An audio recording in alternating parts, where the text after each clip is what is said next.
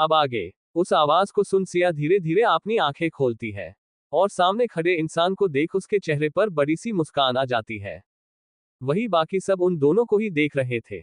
वह लड़का सिया को देख स्माइल करते हुए बोला, आखिरकार हम फिर से मिल ही गए। उसे लड़की की बात सुन सिया हल्का सा मुस्कुरा देती है और बोली, आप यहाँ कैसे? सिया की बातों को सुन वो लड़का अपनी एक आईब्रो ऊपर करता है और सिया की तरह देखते हुए बोला, क्यों तुम मुझे देखकर खुश नहीं हो क्या?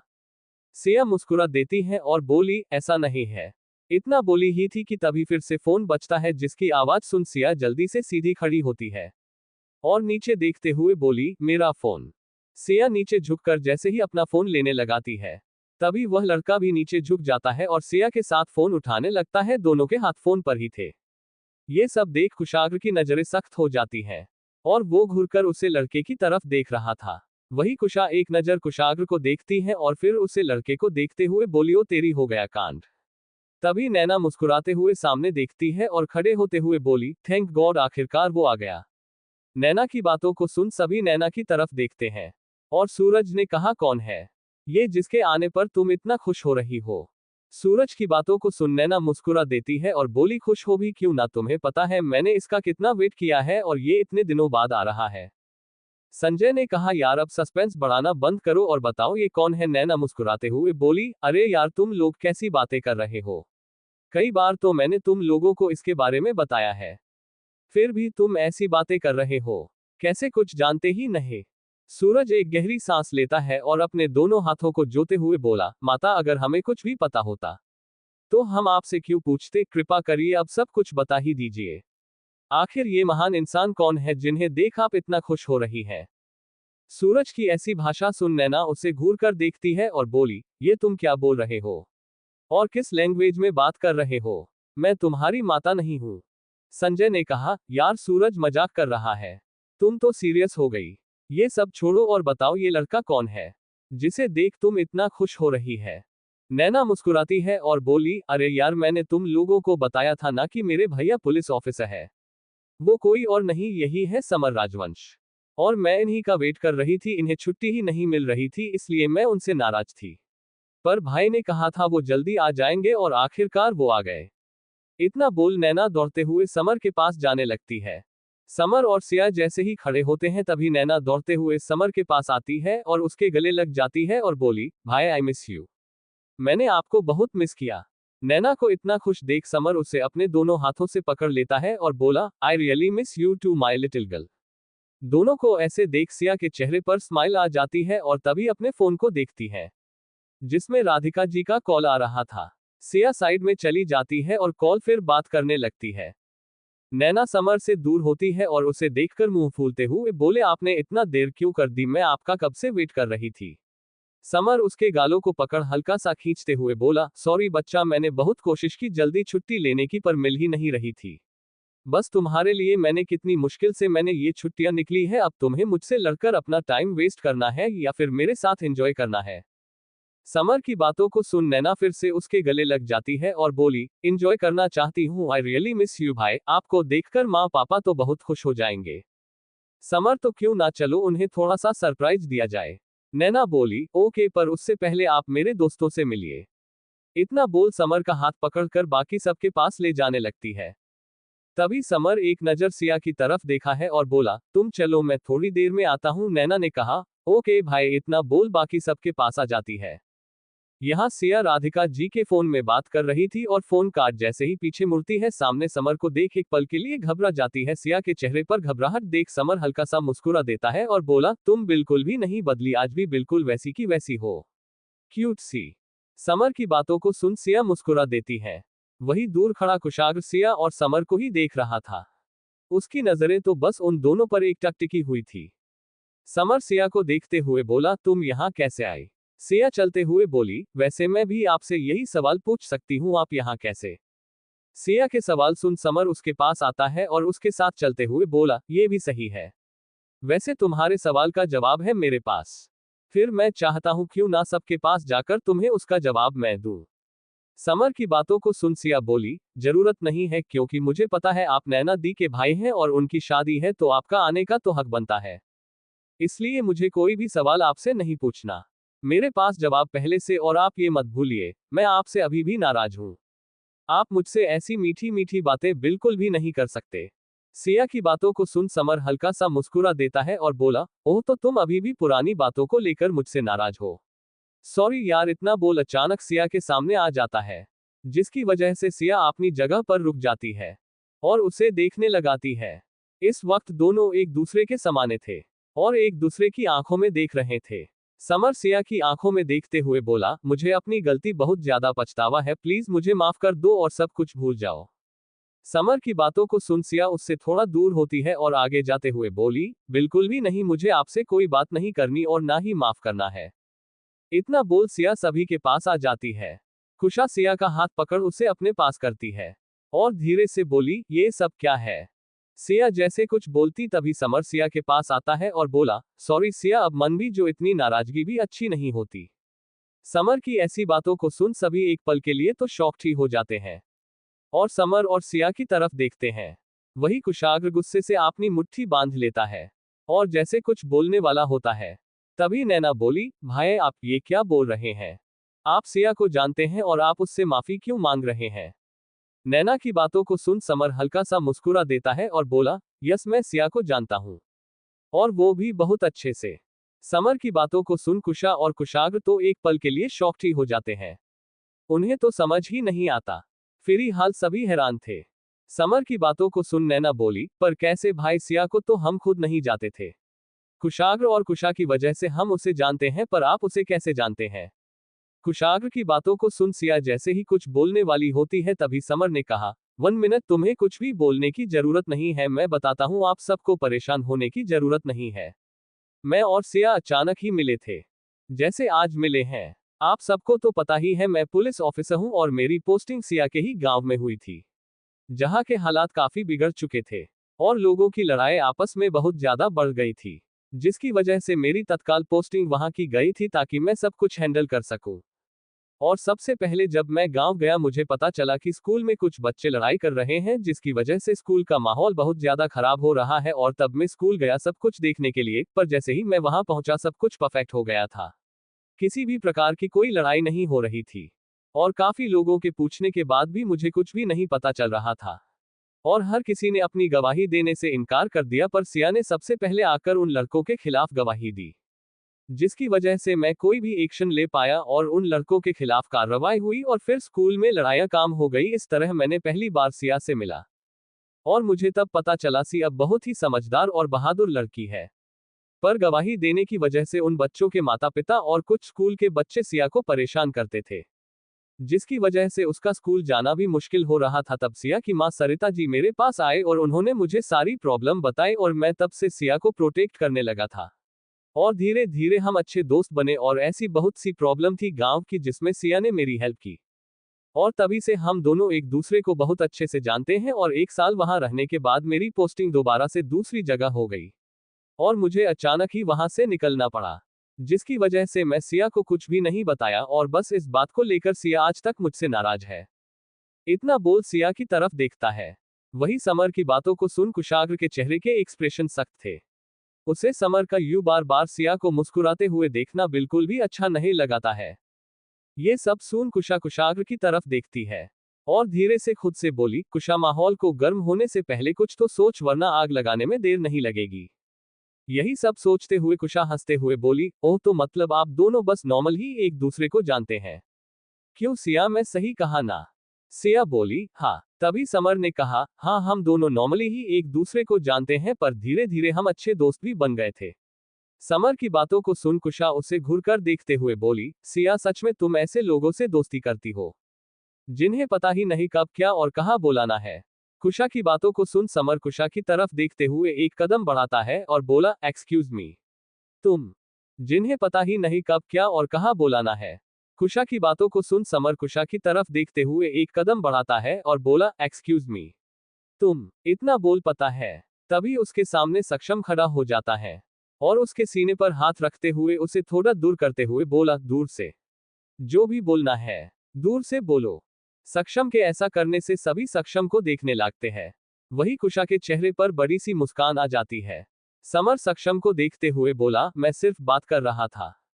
सक्षम समर की आंखों में देखते हुए बोला, जो भी बात करनी है दूर से करिए, पास आने की जरूरत नहीं है। सक्षम ऐसे बीच में आना और उसे ऐसे बोला समर को बिल्कुल भी अच्छा नहीं लगता और वो गुस्से से सक्षम की तरफ देखने लगता है। तभी सिया सक्षम के एक हाथ को पकड़ लेती है और धीरे से बोली, भाई आप परेशान मत होइए, वो ऐसा कुछ भी नहीं करेंगे, वो बहुत अच्छे हैं। सिया के मुंह से समर के लिए ऐसी बातों को सुन कुशाग्र गुस्से से सिया की तरफ देखते हुए बोला, तुम्हें बहुत पता है कौन कैसा है, लगता है बहुत करीब से जानती हो। कुशाग्र की बातों को सुन सिया कुशाग्र की तरफ देखते हुए बोली, ऐसा नहीं है, वो तो इतना बोलती है कि कुशाग्र उसकी बातों को सुनने बिना वहां से चला जाता है। सिया बेचारा सा मुंह बनाकर कुशाग्र को जाता हुआ देख रही थी। तभी कुशा उसके कंधे पर हाथ रखती है और धीरे से बोली, तुम्हें भाई के पास जाकर उनसे बात करनी चाहिए। सिया गहरी सांस लेती है और हाँ में सर हिला देती है। वही माहौल को देखते हुए नैना बोली, यार तुम लोग की क्या कर रहे हो? सक्षम वो मेरे भाई हैं, तुम उनसे ऐसे बात नहीं कर सकते हो। नैना की बातों को सुन सक्षम ने कहा, सॉरी नैना, मेरा कोई इरादा नहीं था तुम्हारे भाई को तकलीफ देने का, बट उन्हें भी थोड़ा दूर रहकर बात करनी चाहिए। समर और सक्षम एक दूसरे को घर कर देख रहे थे, तभी सूरज ने कहा, अरे यार अब ये सब हटाओ अभी और हमसे भी मिलाओ नैना तुम अपने भाई को, आखिर तुम्हारा भाई पुलिस ऑफिसर है, कभी ना कभी हमारे काम तो आएंगे ही, इतनी जान पहचान तो जरूरी ही है। इतना बोल सूरज हंसने लगता है। वही सूरज की इस बेकार से जोक को सुन सभी उसकी तरफ देखने लगते हैं। सभी को खुद को घूरते देख सूरज ने कहा, सॉरी यार माहौल थोड़ा खराब हो रहा था, बस इसलिए बोल दिया, अच्छा नहीं कोई बात नहीं, पर दिल पर मत लेना। सूरज की बातों को सुन सभी हंसने लगते। तभी नैना ने कहा, पहली बार तुमने कोई अच्छी बात कही है और मैं तुम्हारी इस बात से पूरी तरह से सहमत हूँ। इतना बोल नैना समर के पास जाती है और उसके हाथ को पकड़ते हुए बोली, भाई चलिए मैं आपको अपने बाकी दोस्तों से मिलती हूँ। इतना बोल लेना सभी से एक एक करके समर को मिलती है। समर भी सबसे बहुत अच्छे से मिलता है। तभी नैना कुशा की तरफ देखती है और बोली, भाई ये कुशा है, ये थोड़ी सी शरारती है और जो मुंह में आता है बोल देती है, पर आप इसकी बातों को कभी सीरियसली मत लीजिएगा, दिल की बहुत अच्छी और क्यूट भी बहुत है। कुशा की इतनी तारीफ सुन समर हल्का सा मुस्कुरा देता है और बोला, वो तो मैंने देखा ही लिया, by the way hello Kusha, my name is Samar Rajvansh. Samar की बातों को सुन कुशा हल्का सा मुस्कुरा देती है और बोली, हेलो कुशा सिंह राठौर। तभी नैना सक्षम की तरफ देखती है और बोली, ये सक्षम। समर अपने एक हाथ को आगे करते हुए बोला, हेलो सक्षम, सॉरी बट मैं सच में सिर्फ बात करने के लिए ही आगे बढ़ा था, ना कि कोई नुकसान पहुंचाने के लिए। समर की बातों को सुन सक्षम ने कहा, कोई बात नहीं, मैं भी आपसे सॉरी बोलता हूं, मुझे भी इतना जल्दी रिएक्ट नहीं करना चाहिए था। समर हल्का सा मुस्कुरा देता है और बोला, कोई बात नहीं, कभी कभी ऐसा होता है, पर अगर हम अपनी गलती मान ले तो सब कुछ ठीक होना आसान हो जाता है। समर की बातों को सुन सक्षम ने कहा, आपने सही कहा। तभी नैना सिया को देखते हैं और बोली, सिया को तो आप जानते ही हैं, इसके बारे में मैं आपको क्या बताऊं। समर हल्का सा मुस्कुरा देता है और बोला, तुमने सही कहा। सिया सभी की तरफ देखती है और बोली, आप लोग खाना खाएं, मैं थोड़ी देर में आती हूँ। इतना बोल वो वहां से चली जाती है। सिया का ऐसे जाना समर को थोड़ा अच्छा नहीं लगता, पर वो अभी कुछ भी नहीं बोलता है और वहीं बैठ जाता है। सभी नाश्ता करने लगते हैं। सिया अंदर आती है और सिया कुशाग्र को अपने कमरे में ढूंढती है, पर कुशाग्र उसे वहां भी नहीं दिखता। सिया बालकनी में देखती है और भी कई जगह में देखती है, पर उसे कुशाग्र कहीं भी नहीं दिखता है। जगह नहीं होने की वजह से सिया को यह अंदाजा नहीं था कि उसे कहाँ जाना है, इसलिए वो इधर से उधर जा रही थी और हर जगह को एक एक कर देख रही थी। तभी उसे पानी की कुछ आवाज सुनाई देती है, जिसे सुन वो उसी दिशा में धीरे धीरे कदमों से जाने लगती है। उसे थोड़ा अजीब तो लगता है, पर उसके पास कोई ऑप्शन ही नहीं था। फ्री हाल कुशाग्र के जाना और उससे बात करना उसके लिए उस वक्त सबसे ज्यादा इंपॉर्टेंट था, और कुछ भी नहीं, इसलिए वो वहां जाती है। अंदर आती है तो सिया देखती है वहां एक बड़ा सा स्विमिंग पूल था और साइड पर कुछ चेयर रखी हुई थी जहां बैठकर आराम किया जाए। सिया बड़े ही ध्यान से सब कुछ देख रही थी। तभी उसकी नजर स्विमिंग पूल पर जाती है जहां कुशाग्र था। कुशाग्र पुल पर तैर रहा था। सिया कुशाग्र को देख उसके पास जाने लगती है और किनारे में खड़ी हो जाती है और बोली, मुझे आपसे बात करनी है।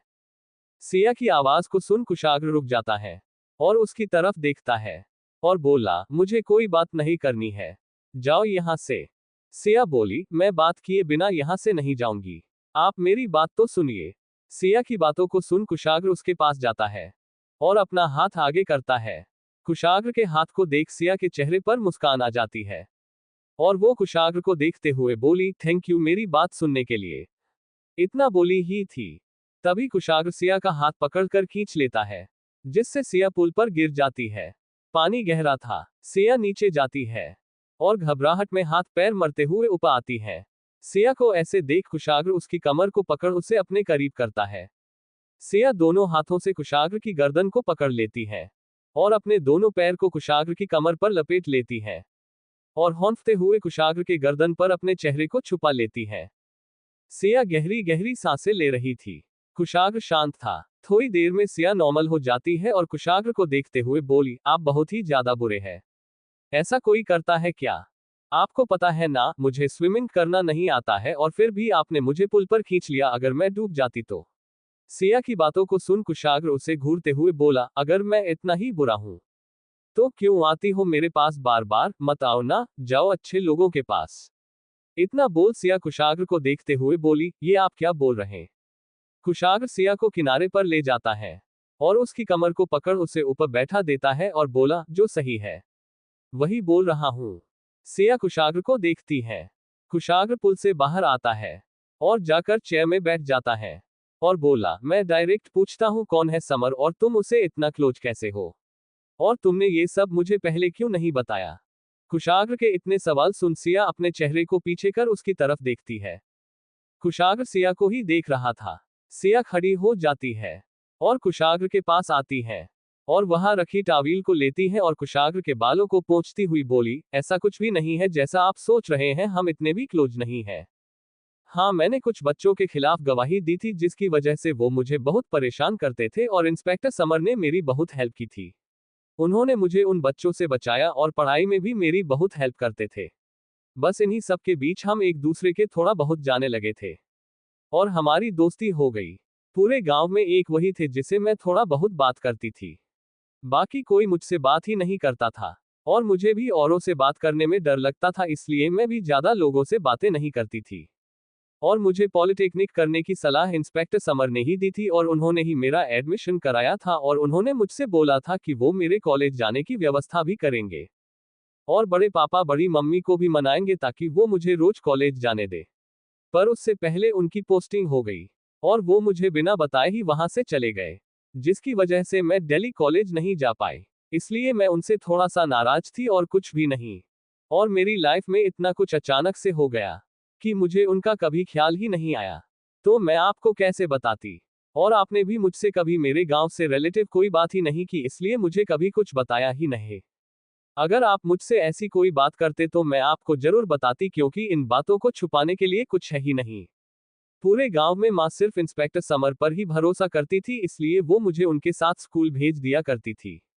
और जब से वो चले गए थे तब से मैं कॉलेज ही नहीं गई। सिर्फ पेपर देने के लिए जाया करती थी और तब माँ भी मेरे साथ जाती थी कि क्यों नहीं, डर था कि जिन बच्चों के खिलाफ मैंने गवाही दी है कहीं वो मुझे परेशान ना करें। सिया की बातों को सुन कुशाग्र सिया के चेहरे पर आए बालों को उसके कान के पीछे करते हुए बोला, कौन थे वो बच्चे जो तुम्हें परेशान करते थे? कुशाग्र की बातों को सुन सिया बोली, अब वो पुरानी बात हो चुकी है।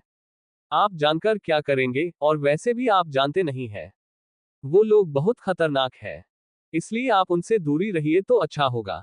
सिया की बातों को सुन कुशाग्र टेढ़ा मुस्कुरा देता है और बोला, खतरनाक? वो भी बहुत ज्यादा। अब तो मिलना पड़ेगा उनसे, आखिर मैं भी तो देखूं मुझसे ज्यादा खतरनाक कौन है यहाँ। कुशाग्र की ऐसी बातों को सुन सिया बोली, वो शहर नहीं है, गांव है। यहाँ किसी की लड़ाई से किसी को मतलब नहीं होता है। पर गांव में ऐसा नहीं है, वहां एक की लड़ाई सबकी लड़ाई हो जाती है। इसलिए वहां अपने गांव के लोगों के खिलाफ जाना गुनाह मानते हैं। और मैंने यही गलती कर दी थी, इसलिए सब मुझे नाराज हो गए थे। पर बड़े पापा और बड़ी मम्मी की वजह से कोई हमें ज्यादा कुछ बोलता नहीं था, क्योंकि बड़े पापा गांव के सरपंच थे और उनके पास बहुत सारा पैसा था और सब उनकी बहुत सुनते थे। इसलिए तो हमें भी अक्सर बड़े पापा के कहने पर ही अपने हर काम करने पड़ते थे, वरना। इतना बोल सिया चुप हो जाती है। कुशाग्र ने कहा, ओ तो तुमको लगाता है सब तुम्हारे बड़े पापा की बात इसलिए मानते थे क्योंकि उनके पास पैसा था।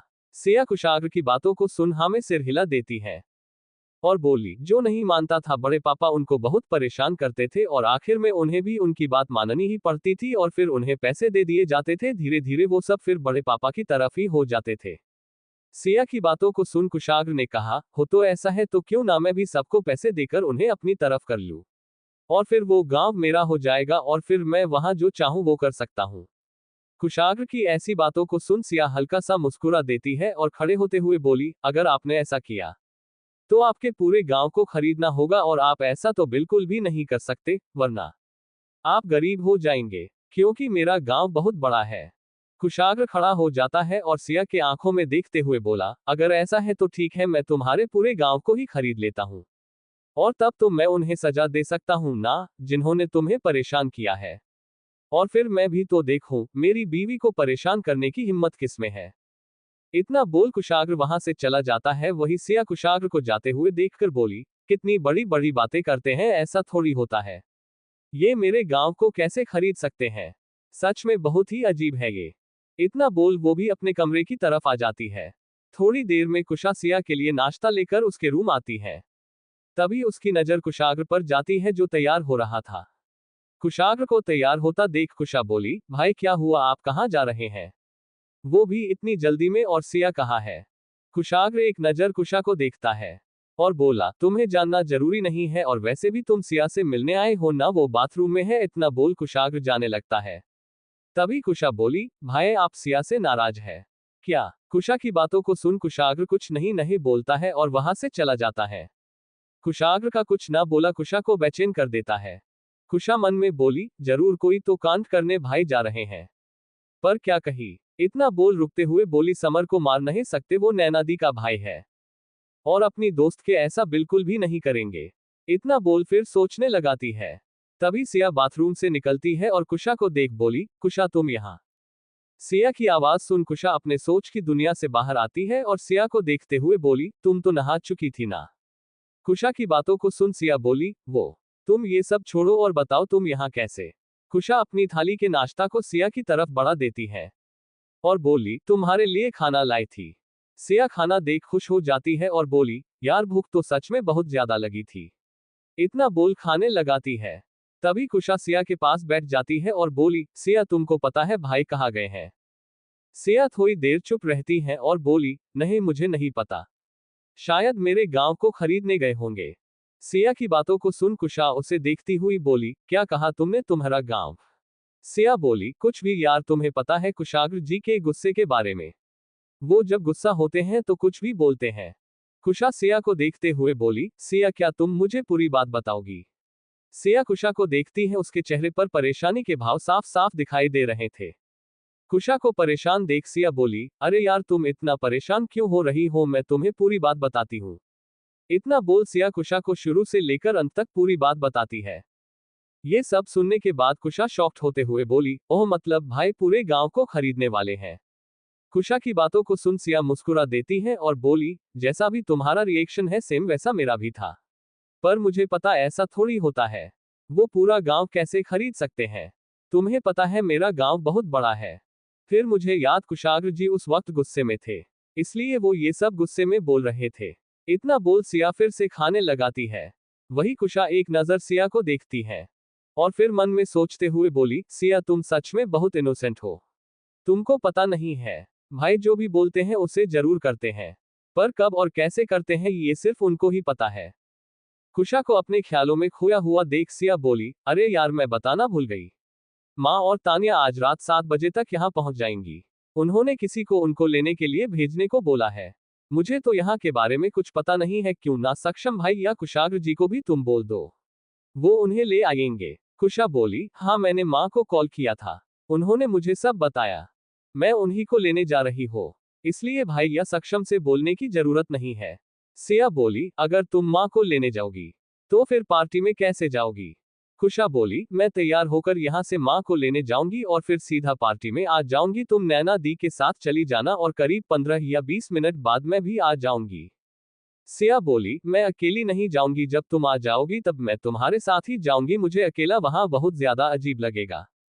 कुशा बोली, इसमें अजीब क्या है, वहां भाई और सक्षम होंगे, तुम उनके साथ रहना और जब मैं आ जाऊंगी तो मेरे पास आ जाना, बस कुछ मिनट की तो बात है।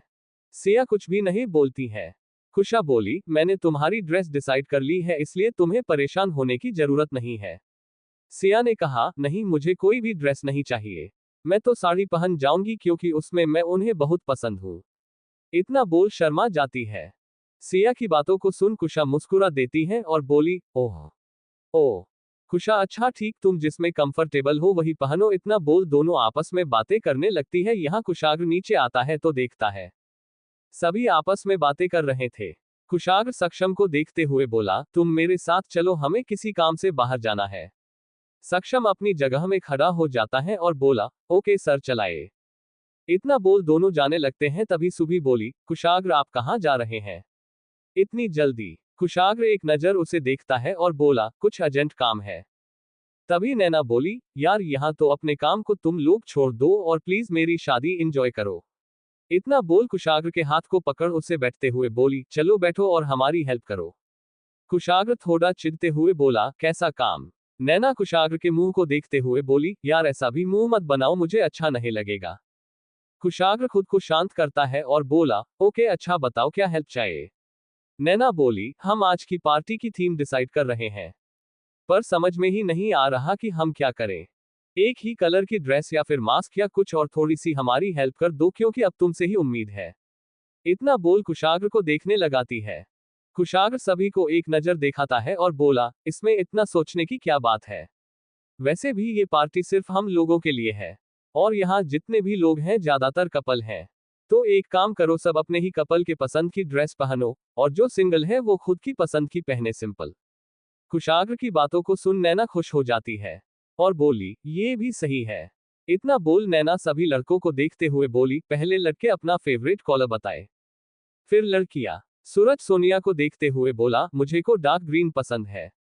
संजय रीता का हाथ पकड़ लेता है और बोला, मुझे व्हाइट बहुत पसंद है। नैना कार्तिक को देखती है।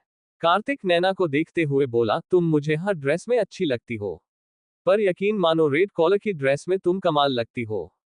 कार्तिक की बातों को सुन नैना शर्मा जाती है और हल्का सा मुस्कुरा देती है। तभी सुबह समर को देखते हुए बोली, समर आपको कौन सा कॉलर पसंद है? सुबह की बातों को सुन समर मुस्कुरा देता है और बोला, मुझे तो मेरा खाकी कलर ही पसंद है, उसके आगे मुझे हर कलर फीके ही लगते हैं। नैना बोली, सुबह तुमको भाई की बात समझ में नहीं आएगी, मैं बताती हूँ, भाई को उनकी वर्दी का रंग ही पसंद है, इसलिए वो और किसी कलर को देखते ही नहीं है, इसलिए तुम उनसे पूछो ही ना तो अच्छा होगा। सुबह कुछ भी नहीं बोलती है। तभी नैना सक्षम और कुशाग्र की तरफ देखते हुए बोली, तो तुम दोनों को कौन से कलर पसंद है? कुशाग्र खड़े होते हुए बोला, तुम्हें जानने की कोई जरूरत नहीं है, और वैसे भी तुम्हारा काम हो गया और अब मैं चलता हूँ। इतना बोल एक नजर सक्षम को दिखाता है और बाहर चल जाता है। सक्षम भी कुशाग्र के पीछे पीछे ही चला जाता है। दोनों को ऐसे जाता देख सुबह को अच्छा नहीं लगता है। सुबह के मुरझे चेहरे को देख नैना बोली, कोई बात नहीं सुबह, थोड़ा वक्त लगेगा, पर देखना धीरे धीरे सब ठीक हो जाएगा। सुबह कुछ भी नहीं बोलती है और हाँ में सिर हिला देती है। नैना सभी को देखते हुए बोली, अच्छा ठीक है, अब हम लड़कियां जाते हैं, हमें तैयार होना है। इतना बोल जाने ही लगती है। तभी समर ने कहा, नैना इस थीम के बारे में तुमने सिया को तो बताया ही नहीं। समर की बातों को सुन नैना ने कहा, भाई उन्हें बताने की जरूरत नहीं है, कुशा और सिया दोनों ही सिंगल है तो वो अपने ही मनपसंद कोई भी कलर की ड्रेस पहन सकती है। समर कुछ भी नहीं बोलता है, पर नैना की बातों को सुन उसके चेहरे पर बड़ी सी मुस्कान आ जाती है। उसे सिया से दूर हुए कभी वक्त हो गया था, इसलिए उसे सिया की अभी की लाइफ में क्या चल रहा है उसके बारे में उसे कुछ भी पता नहीं था, इसलिए जब उसने नैना की बात सुनी वो खुश हो गया। वही समर का ऐसे खुश होना सुबह को थोड़ा अजीब लगता है और वो समर की तरफ गौर से देखते हुए मुस्कुरा देती है। अब सभी लड़कियां वहां से पार्टी के लिए चली जाती हैं और बाकी लड़के उनको जाते हुए देख रहे थे। सूरज उन्हें जाते हुए देखता है और बोला, चलो भाई, इनका डिसाइड हो गया तो अब ये हमें पूछने वाली नहीं है, इसलिए हमें अपना खुद डिसाइड करना होगा। चलो चलते हैं। अब वो सब भी वहां से चले जाते हैं तैयार होने के लिए। यहाँ कुशा नेवी ब्लू कलर की लॉन्ग गाउन पहनी हुई थी, बालों को रोल कर खुला छोड़ा हुआ था, जिसमें वो बहुत ही ज्यादा सुंदर लग रही थी। वही सिया ने ब्लैक कलर की साड़ी पहनी हुई थी, आंचल को समेटकर पिन लगाए हुए थी, जिससे उसकी गोरी पतली कमर साफ दिखाई दे रही थी। साड़ी में सिया की परफेक्ट बॉडी निखर कर आ रही थी। दोनों तैयार हो चुकी थी। तभी गुस्सा बोली, अब मैं चलती हूँ, माँ वेट कर रही होगी, मैं उन्हें लेकर तुमसे पार्टी हॉल में मिलती हूँ। कुशा को बातों को सुन सिया उसका हाथ पकड़ लेती है और बोली, कुशा मुझे अकेले जाने में डर लग रहा है। और पता नहीं क्यों पर मुझे आज अजीब सी घबराहट हो रही है, जैसे कुछ गलत होने वाला है। तुम भी मेरे साथ चलो ना। तुम मुझे वहां छोड़कर फिर माँ को लेने चली जाना। सिया की बातों को सुन कुशा एक नजर अपने हाथ में पहनी घड़ी को देखते हैं और बोली, सॉरी यार, अगर मेरे पास टाइम होता तो मैं जरूर चलती, पर बिल्कुल भी टाइम नहीं है। अगर 1 मिनट भी मैं यहाँ रुकी तो माँ को लेने जाने में बहुत ज्यादा लेट हो जाएगा और रात में ऐसे वेट कराना अच्छी बात नहीं है। कुशा की बातों को सुन सिया बोली, तुम सही बोल रही हो। अभी तुम्हें जाते भी वक्त लगेगा, इसलिए तुम्हें निकल जाना चाहिए, वैसे भी रात काफी हो रही है। कुशा बोली, चलो मैं तुम्हें नीचे तक छोड़ दूं, अगर कोई मिल गया तो तुम उन्हीं के साथ चली जाना। सिया का मन तो नहीं था पर वो हाँ में सर हिला देती है और दोनों नीचे जाती है। कुशा देखती है, वहां कोई भी नहीं था। हाल को खाली देख कुशा बोली, लगाता है सब पार्टी में चले गए। चलो चलते हैं। सिया कुशा का हाथ पकड़ लेती है और बोली, यार मुझे नहीं जाना, तुम लोग जाओ। मैं वहां क्या करूंगी, बोर हो जाऊंगी, और पता नहीं कुशाग्र जी और सक्षम भाई अभी तक आए हैं या नहीं। कुशा बोली, सिया बेकार की बातें मत करो, तुम पार्टी में चलोगे समझी, और कोई भी बहाना नहीं चलेगा। मैं सक्षम को कॉल कर पूछती हूँ वो कहाँ है। सिया बोली, पर कुशा बोली, पर वर कुछ नहीं, चलो मेरे साथ। इतना बोल वो सिया को बाहर ले जाती है। तभी सामने नैना को देखती है। नैना को देख कुशा मुस्कुराते हुए बोली, चलो मेरे साथ। इतना बोल सिया का हाथ पकड़ उसे अपने साथ ले जाती है। नैना को देखते हुए कुशा बोली, नैना दी, थैंक गॉड आप मुझे मिल गई। क्या आप अपने साथ सिया को ले जाएंगी? मुझे थोड़ा सा काम है, मैं थोड़ी देर में आती हूँ। नैना बोली, हाँ ठीक है, तुम जाओ पर जल्दी आना, पार्टी शुरू ही होने वाली है, सब कोई आ चुके हैं। कुशा बोली, ओके आप लोग चलिए, मैं आती हूँ। इतना बोल कुशा वहां से चली जाती है। सिया थोड़ा नर्वस थी। नैना सिया को देखते हुए बोली, सिया घबराने की जरूरत नहीं है, चलो मेरे साथ। सिया हाँ में सर हिला देती है और धीरे धीरे नैना के साथ चलने लगाती है। नैना सिया को एक कमरे में ले जाती है जहां बाकी लड़कियां भी तैयार हो रही थी। सभी को तैयार होता देख सिया ने कहा, अभी आप सब तैयार नहीं हुई? सिया की बातों को सुन सब उसकी तरफ देखने लगती है। सिया को ब्लैक साड़ी में देख सभी उसे देखती ही रह जाती है, क्योंकि सिया आप बहुत ही ज्यादा सुंदर लग रही थी। किसी ने भी साड़ी पहना ही नहीं था, सिया सिर्फ अकेली थी जिसमें साड़ी पहनी थी। सबको अपनी तरफ देखाता देखा सिया को बहुत ही ज्यादा अजीब लगता है और वो उनको देखते हुए बोली, क्या आप सब मुझे ऐसे क्यों देख रही है? सिया की बातों को सुन नैना बोली, क्योंकि तुम बहुत ही ज्यादा प्रिटी लग रही हो। सिया मुस्कुरा देती है। वही सिया को इतनी सुंदर देख सुभी को बिल्कुल भी अच्छा नहीं लगाता है और उसके दिमाग में एक आइडिया आता है, जिससे सोच उसके चेहरे पर मुस्कान आ जाती है। इस वक्त सुभी के चेहरे की मुस्कान बहुत ही ज्यादा खतरनाक थी। सिया एक कोने में खड़ी सभी को तैयार होते देख रही थी, तभी सुभी अपने हाथ में काफी का मग लेकर सिया की तरफ बढ़ती है और जैसे ही कुछ बोलने वाली होती है कि टकराकर गिरने लगती है। सिया उसे पकड़ने के लिए आगे बढ़ती ही है कि सारी कॉफी सिया के ऊपर ही गिर जाती है। काफी ज्यादा गर्म नहीं थी जिसकी वजह से सिया जलती नहीं है, पर उसकी साड़ी पूरी तरह से खराब हो जाती है। सुबह मग को एक किनारे रखते हुए बोली, सॉरी सिया, मैंने ध्यान नहीं दिया, तुम्हारी साड़ी तो पूरी तरह से खराब हो गई। सिया बोली, कोई बात नहीं, मैं पानी से धो लेती हूँ। सुबह बोली, बिल्कुल भी नहीं, अब तुम ऐसी साड़ी पहनकर बाहर कैसे जाओगी? 1 मिनट रुको, मेरे पास एक ड्रेस है, तुम उसे पहन लो। सिया बोली, नहीं रहने दीजिए आप, मैं अपने रूम में जाती हूँ और कोई दूसरी साड़ी पहन लेती हूँ। तभी सोनिया सिया के पास आते हुए बोली, सिया अब तुम अपने रूम जाओगी और चेंज करोगी, ऐसे में काफी टाइम लग जाएगा और पार्टी में भी जाने का वक्त हो गया है, इसलिए तुम सुबह की बात मान लो और कोई भी ड्रेस पहन लो ना प्लीज। तभी रीता भी सिया को देखते हुए बोली, सोनिया और सुबह सही बोल रही है, और वैसे भी ये पार्टी सिर्फ हम लोगों की है, तो इसमें कोई भी बड़े लोग नहीं है, तो तुम्हें घबराने की जरूरत नहीं है। तुम्हें जो भी ड्रेस सही लगे और जिसमें कंफर्टेबल हो तुम वही पहन लो, हम तुम्हें किसी भी ड्रेस के लिए फोर्स नहीं करेंगे। सभी कितना कहां पर सिया कंफ्यूज हो जाती है और चुपचाप एक जगह में खड़ी रहती है। तभी नैना बोली, सिया तुम्हें जो सही लगे तुम वही करो, अगर तुम्हें चेंज करना है तो तुम कर लो, अगर नहीं करना तो मत करो, वैसे भी काफी है, तुम चाहो तो पानी से धोकर साफ कर सकती हो। सिया बोली, आप ठीक बोल रही हैं, मैं इसे धोकर ही साफ कर लेती हूँ, क्योंकि मैं और किसी भी ड्रेस में कंफर्टेबल नहीं फील करूंगी जितना मैं साड़ी में रहती हूँ। नैना ने, ओके तुम जाओ, वॉशरूम वहां है। हम यही तुम्हारा वेट करते हैं। सिया जाने लगती है, तभी सुबी उसका हाथ पकड़ते हुए बोली, प्लीज सिया तुम ये साड़ी मत पहन कर जाओ वरना मुझे बहुत बुरा लगेगा। मेरी वजह से तुम्हारे कपड़े खराब हो गए, प्लीज मुझे एक मौका अपनी गलती सुधारने का। और वैसे भी मैं तुमसे सॉरी बोलना चाहती थी उसे दिन के लिए जब मैंने तुमसे बदतमीजी से बात की थी। और आज अगर मैं तुम्हारी हेल्प करूंगी तो मुझे बहुत अच्छा लगेगा, इसलिए प्लीज मुझे अपनी हेल्प करने दो। सुबी के इतने प्यार से बोलने पर सिया चाह कर भी उसे मना नहीं कर पाती और धीरे से बोली, कोई बात नहीं, आपसे जो भी गलती हुई मैं उसके लिए आपको माफ करती हूँ। और वैसे भी पुरानी बातों को भूल जाना ही अच्छा होता है। सिया की बातों को सुन सुबी मुस्कुरा देती है और उसके गले लगाते हुए बोली, थैंक यू सिया मुझे माफ करने के लिए, और आज से हम अच्छे दोस्त हैं। इसलिए एक अच्छे दोस्त होने के नाते मैं तुम्हें ऐसे कपड़े पहनकर तो बिल्कुल भी पार्टी में नहीं जाने दूंगी। अब तुम मेरे साथ चलो और तुम्हें जो भी मेरी ड्रेस पसंद आए तुम उसे पहन सकती हो। सिया सुबी को मना करती है पर सुबी उसकी एक भी बात नहीं सुनती और उसको हाथ पकड़ते हुए अपने बैग के पास ले जाती है और बैग खोलती है। सभी ड्रेस एक ही रंग की थी जिसे देख सिया को थोड़ा सा अजीब लगता था। सुबी उनमें से एक गाउन को उठाती है और बोली, तुम इसे पहनो, तुम इसमें बहुत प्यारी लगोगी।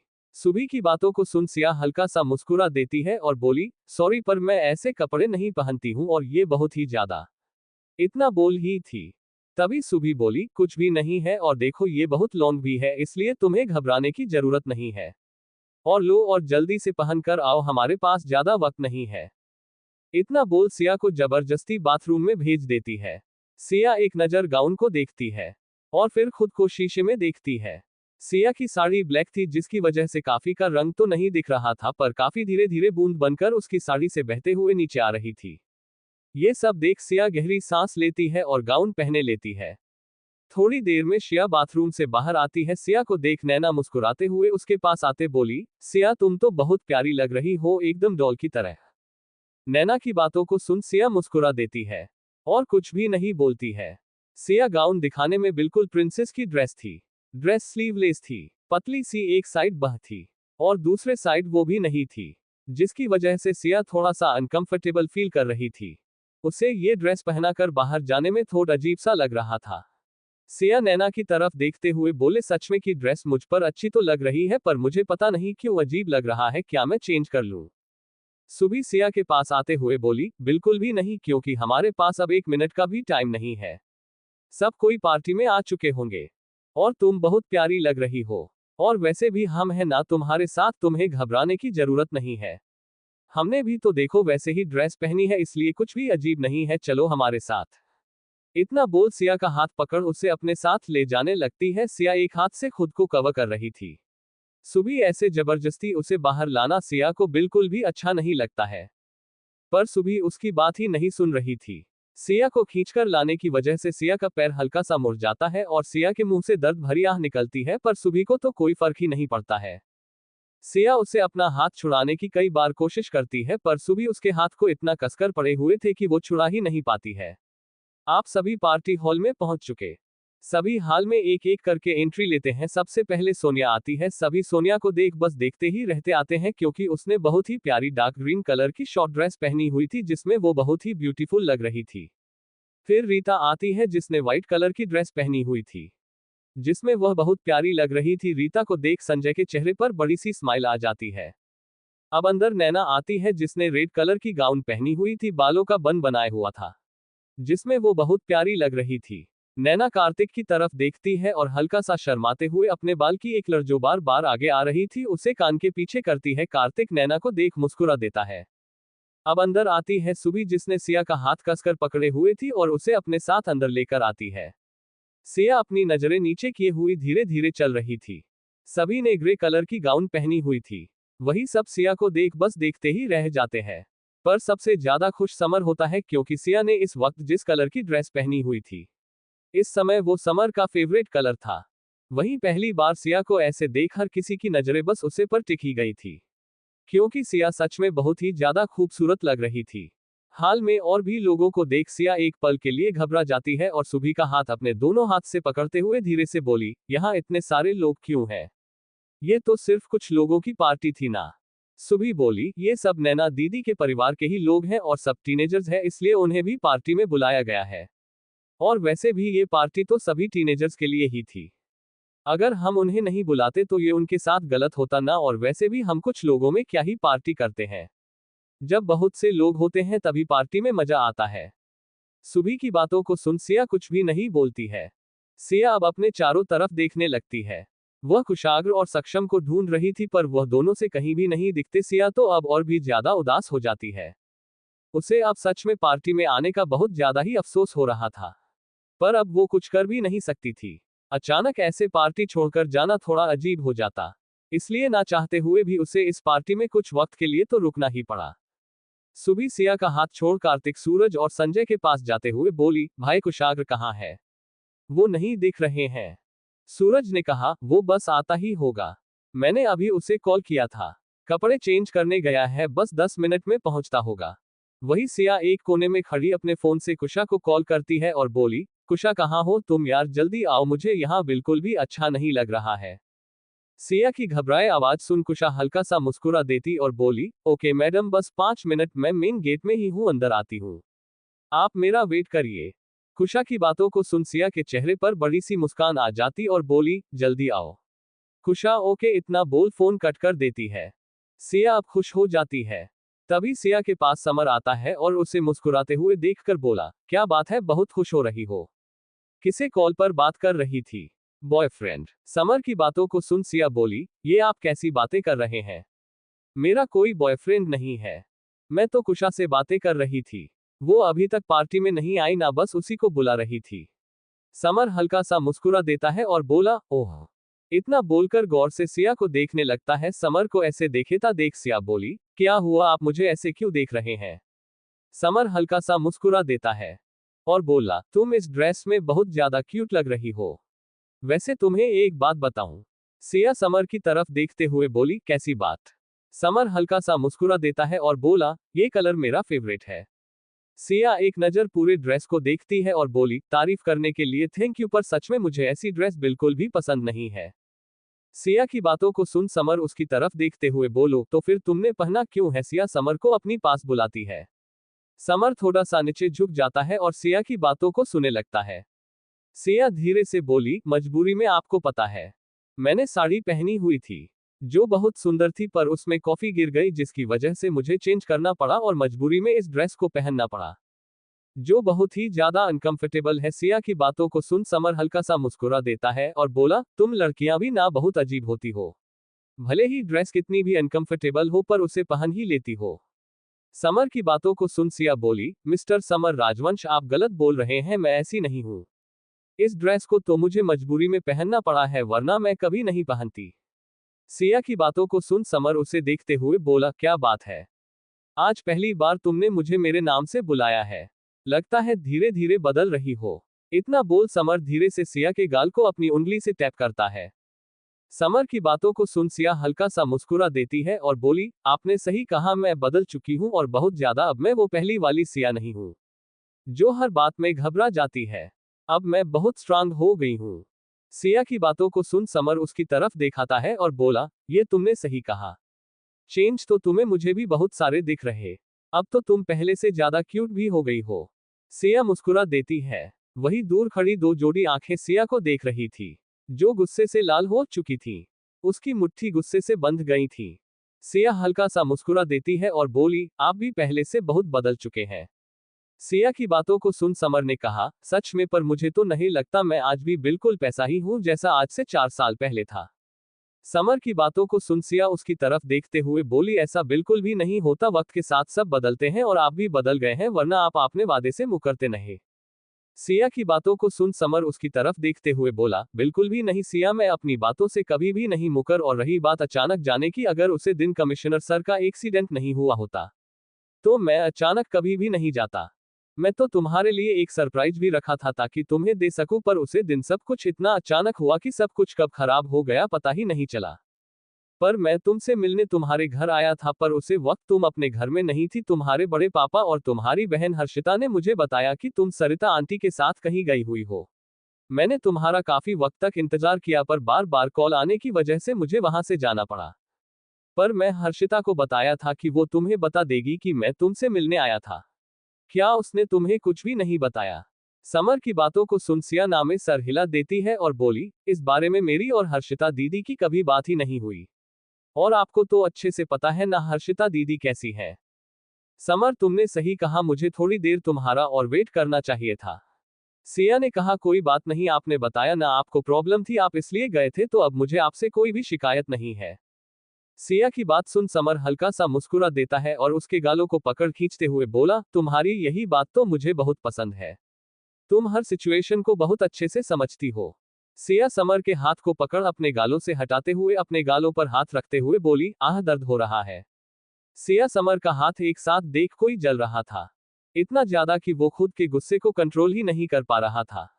सिया पाउट बनाते हुए बोली, प्लीज मेरे गालों को मत पकड़ा करिए, वो बहुत दर्द देते हैं। सिया की बातों को सुन समर अपने कानों को पकड़ लेता है और बोला, सॉरी, अगली बार मैं ऐसा नहीं करूंगा। सिया ने कहा, कोई बात नहीं, मैं आपको माफ करती हूँ क्योंकि मेरा दिल बहुत बड़ा है।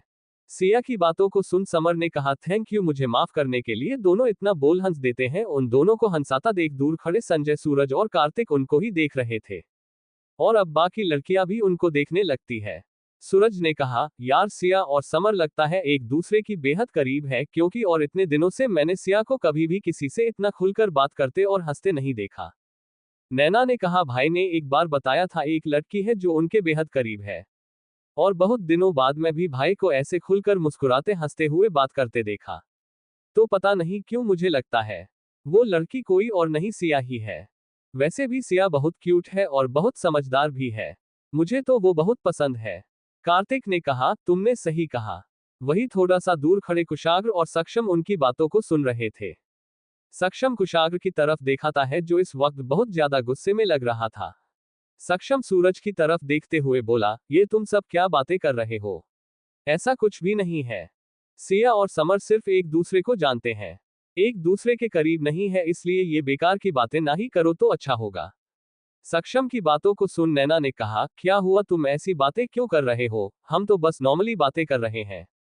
सक्षम एक नजर कुशाग्र को देखाता है और फिर नैना को देखते हुए थोड़े गुस्से में बोला, ये बातें नॉर्मली नहीं है।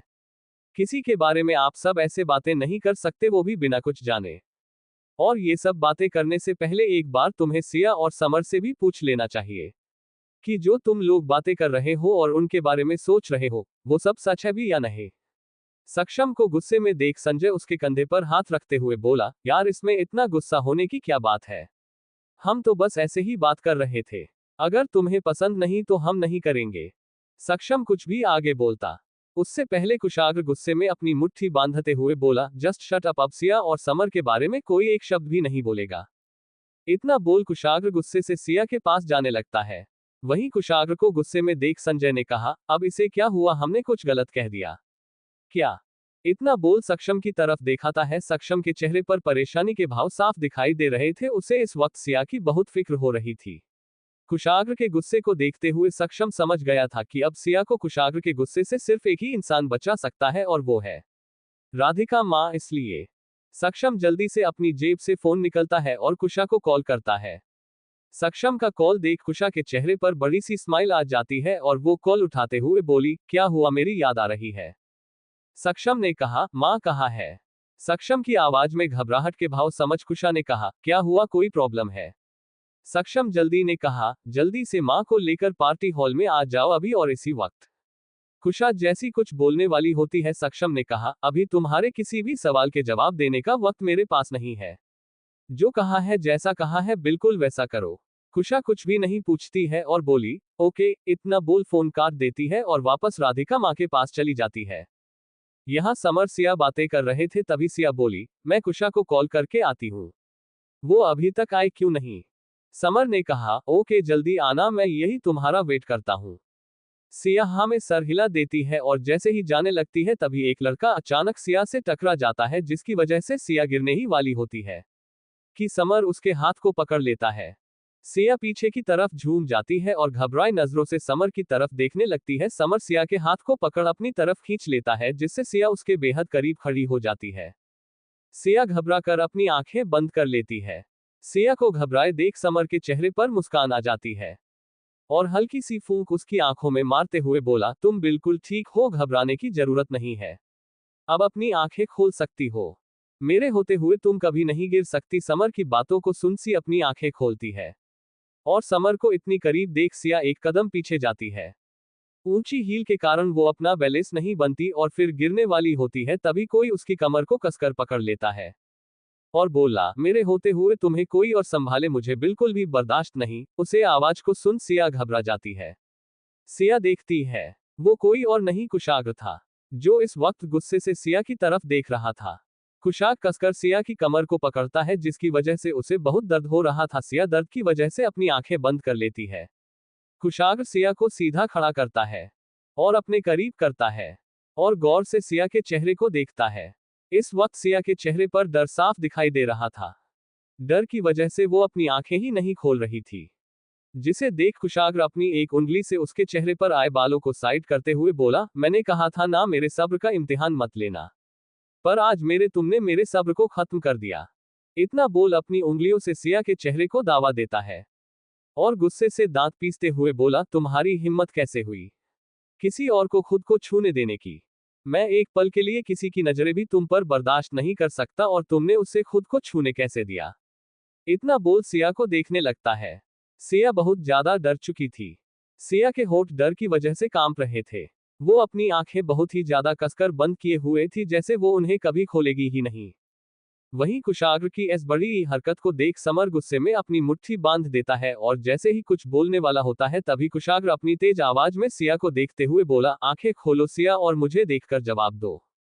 कुशाग्र की तेज आवाज सुन वहां का पूरा माहौल शांत हो जाता है। सब कुशाग्र और सिया की तरफ ही देखने लगते हैं। समर अपनी जगह में खड़ा हो जाता है। वहीं कुशाग्र और सिया को इतना करीब देख सभी को बहुत ही ज्यादा अजीब लगता है। ये पहली बार था जब कुशाग्र किसी लड़की के इतना करीब खड़ा था, वरना वो तो हमेशा लड़कियों से दूर ही रहता था। नैना कुशाग्र और सिया की तरफ देखते हुए बोली, ये सब क्या हो रहा है? और कुशाग्र सिया पर इतना गुस्सा क्यों कर रहा है? सिया की अपनी एक लाइफ है, वो जिसे चाहे बातें कर सकती है, वो उस पर ऐसे हुक्म तो नहीं चला सकता। नैना की बातों को सुन सक्षम ने कहा, चला सकते हैं, और किसने कहा सिया की अपनी लाइफ? बिल्कुल भी नहीं, सिया की लाइफ के हर डिसीजन को लेने का हक सिया ने खुद ही कुशाग्र सर को दिया है। सक्षम की बातों को सुन सभी उसकी तरफ देखने लगते हैं। सूरज ने कहा, तुम्हारे कहने का मतलब क्या है? आखिर ये सब क्या है? और कुशाग्र सिया पर इतना हक क्यों जाता रहा है? सूरज की बातों को सुन सक्षम उसकी तरफ देखते हुए बोला, तुम्हें क्या लगता है कोई किसी पर इतना हक कब जताता है? ये भी तुम्हें बताने की जरूरत है? सक्षम की बातों को सुन सब चुप हो जाते हैं। किसी के मुंह से अब एक शब्द भी नहीं निकलता है। वही कार्तिक हल्का सा मुस्कुराते हुए बोला, आई नो, मुझे पता था कोई तो बात है, वरना कुशाग्र इतना कैसे बदल गया? उससे बदलना नामुमकिन था। इतना बोल मुस्कुरा देता है। वही कार्तिक की बातों को सुन सुभी गुस्से से अपनी मुट्ठी बांध देती है और बोली, ऐसा कुछ भी नहीं है, और प्लीज आप लोग ऐसी बेकार की बातें ना ही सोचिए तो अच्छा होगा। सुभी की बातों को सुन कार्तिक ने कहा, ये सब देखने के बाद भी तुम्हें लगता है कि मैं जो सोच रहा हूं वो बेकार की बातें हैं, तो तुम गलत हो। कार्तिक की बातों को सुन सुभी जैसे ही कुछ बोलने वाली होती है, तभी बीच में नैना ने कहा, प्लीज कार्तिक अभी कुछ ही मत बोलो तो अच्छा ही होगा, क्योंकि तुम्हारी बातें बहुत लोगों की लाइफ पर इफेक्ट डाल सकती हैं। क्या पता तुम जो सोच रहे हो वो सच में गलत ही हो, इसलिए जब तक पूरी बात सामने नहीं आ जाती कुछ मत बोलना। नैना की बातों को सुन कार्तिक ने कहा, अगर सब कुछ जाने के बाद भी तुम्हें सच का इंतजार है तो मैं अब कुछ भी नहीं बोलूंगा। अब सभी कुशाग और सिया की तरफ ही देख रहे थे। वहीं सिया चुपचाप खड़ी थी। वहीं कुशाग्र अपने दांतों को पीसते हुए बोला, तुम्हें सुनाई नहीं दिया मैंने क्या कहा? आंखें खोलो। कुशाग्र की गुस्से से भरी तेज आवाज को सुन सिया डरते हुए धीरे धीरे अपनी आंखें खोलती है और कुछ आज की आंखों में देखती है, जो इस वक्त गुस्से से पूरी तरह लाल हो चुकी थी। कुशाग्र को इतने गुस्से में सिया ने बहुत दिनों बाद देखा था। सिया घबराहट में अपनी नजरें नीचे कर लेती हैं। कुछ शक उसकी तरफ देखते हुए बोला, मैंने कुछ पूछा, उसका जवाब दो। सिया धीरे से बोली, ऐसा कुछ भी नहीं है जो आप समझ रहे हैं, हम तो बस बातें कर रहे थे और कुछ भी नहीं। इतना बोल दिया धीरे से अपनी नजर उठाती है और कुशाग्र को देखती है। वो अभी भी बहुत गुस्से में सिया को ही घूर रहा था। सिया डर जाती है। कुशाग्र की मुट्ठी सिया की कमर पर कसती जा रही थी, जिसकी वजह से सिया को बहुत ज्यादा दर्द हो रहा था। पर कुशाग्र को इतने गुस्से को देखते सिया कुछ भी नहीं बोलती है। हाल में खड़े हर किसी की नजर उन दोनों पर ही थी। वही समर गुस्से में कुशाग्र के पास आता है और बोला, ये तुम क्या कर रहे हो? छोड़ो सिया को, उसे दर्द हो रहा है। समर की बातों को सुन कुशाग्र सिया को देखते हुए बोला, उसे दर्द हो या ना हो इससे तुम्हें क्या फर्क पड़ता है। इतना बोल नजरें घूमकर समर को दिखाता है। और मेरे और सिया के बीच आने वाले तुम होते कौन हो। कुशाग्र की बातों को सुन समर उसकी तरफ देखते हुए बोला, मैं सिया का दोस्त हूं। और मेरे होते हुए तुम सिया कोई भी तकलीफ नहीं पहुंचा सकते। समर की बातों को सुन कुशाग्र हल्का सा मुस्कुरा देता है और सिया को अपने और करीब करते हुए बोला, ओह रियली तुमको लगता है कि तुम सिया को मुझे प्रोटेक्ट कर सकते हो। कुशाग्र की बातों को सुन समर उसकी आंखों में देखते हुए बोला, तुम मुझे जानते नहीं हो। मेरे सामने तुम किसी भी लड़की के साथ कुछ भी गलत नहीं कर सकते। चाहे तुम कोई भी हो, इससे मुझे फर्क नहीं पड़ता है। इतना बोल समर कुशाग्र को गुस्से से देखने लगता है। इस वक्त दोनों गुस्से से एक दूसरे को देख रहे थे। यहाँ सिया दर्द से तड़प रही थी। वो कुशाग्र के कंधे पर अपने सर को रख देती है और धीरे से बोली, शांत हो जाए। ऐसी कोई भी बात नहीं है, आप गलत समझ रहे हैं, प्लीज समर को कुछ मत बोलिए। सिया की बातों को सुन कुशाग्र का गुस्सा और भी ज्यादा बढ़ जाता है। माहौल को बिगड़ता देख संजय, सूरज और कार्तिक तीनों कुशाग्र और समर के बीच आते हैं। और बोल, यार तुम दोनों क्या कर रहे हो। खुद को शांत रखो, सब तुम दोनों को ही देख रहे हैं। समर ने कहा, मैंने तो कुछ किया ही नहीं, यही है जो पहले से आकर बेकार की लड़ाई कर रहे हैं। मुझे समझने की जगह तुम लोग अपने दोस्त को समझो। समर की बातों को सुन सूरज ने कहा, प्लीज यार तुम तो समझने की कोशिश करो। हम कुशाग्र को समझ लेंगे। फ्री हाल तुम खुद को शांत रखो। वही कार्तिक कुशाग्र को देखते हुए बोला, कुशाग्र सिया को छोड़ो, बात बहुत बड़ी नहीं है, हम आराम से बैठकर बात कर सकते हैं। कार्तिक की बातों को सुन कुशाग्र ने कहा, बिल्कुल भी नहीं, मुझे अभी किसी से कोई भी बात नहीं करनी। इतना बोल सिया को छोड़ देता है। सिया अपने कमर पर हाथ रखती है। उसे बहुत दर्द हो रहा था। तभी कुशाग्र सिया के एक हाथ को पकड़ता है और उसे वहां से ले जाने लगाता है। एक कदम आगे चल ही था तभी सिया के दूसरे हाथ को समर पकड़ लेता है और बोला, सिया कहीं नहीं जाएगी और तुम्हारे साथ बिल्कुल भी नहीं। समर की बातों को सुन कुशाग्र रुक जाता है और पीछे मुड़कर देखा है। समर सिया के हाथ को कसकर पड़े हुआ था, जिसे देख कुशाग्र का खून खौल जाता है और वो अपनी लाल आंखों से समर को देखते हुए बोली, उसका हाथ छोड़ो। वही सिया एक नजर दोनों को देखती है और उसे बहुत ज्यादा रोना आ रहा था। समर कुशाग्र की तरफ देखते हुए बोला, बिल्कुल भी नहीं, मैं सिया को तुम्हारे साथ नहीं जाने दूंगा, चाहे उसके लिए मुझे तुमसे क्यों ना भिड़ना पड़े। समर की बातों को सुन कुशाग्र में कहा, ओह तो तुम मुझसे लड़ना चाहते हो। तुम्हें लगता है तुम मुझे जीत पाओगे। समर, और जीत का फैसला लड़ाई के बाद होगा। और इतना कॉन्फिडेंस खुद पर अच्छा नहीं होता, कभी कभी इंसान का घमंड उसे ले डूबता है। कुशाग्र समर के पास आते हुए बोला, तुम्हें पता है जिन्हें खुद पर भरोसा नहीं होता और सिर्फ वो बड़ी बड़ी बातें करते हैं, ये बातें उनके लिए हैं, मेरे लिए नहीं, क्योंकि मैं कहने से ज्यादा करने पर भरोसा रखता हूं। और एक नजर समर के हाथ को देखता है और गुस्से में उसके चेहरे पर एक जोरदार मुक्के को मरता है, जिससे समर सिया के हाथ को छोड़ नीचे गिर जाता है। वहां खड़ा हर इंसान शॉक्ड हो जाता है। नैना दौड़कर समर के पास जाती है और बोली, भाई आप ठीक तो है ना। वही कुशाग्र गुस्से से समर की तरफ देखते हुए अपनी कोल्ड वॉइस में बोला, अगली बार उसे छूना तो दूर, उसकी तरफ देखने की हिम्मत भी मत करना, वरना। इतना बोला ही था तभी वहां राधिका और कुशा आ जाती है। राधिका जी बोली, ये सब क्या हो रहा है। राधिका जी की आवाज सुन सभी उनकी तरफ देखते हैं, पर कुशाग्र अभी भी गुस्से से समर को देख रहा था। राधिका जी और कुशा एक नजर सभी को देखती है। उनकी नजर सिया पर जाती है जो घबराई हुई शांत खड़ी थी। राधिका जी और कुशा दौड़कर सिया के पास जाती है। राधिका जी को देख सिया रो देती है और उनके गले लग जाती है। राधिका जी प्यार से सिया के सर पर हाथ फेरती है और बोली, शांत हो जाओ बच्चा, मैं आ गई ना, सब ठीक हो जाएगा।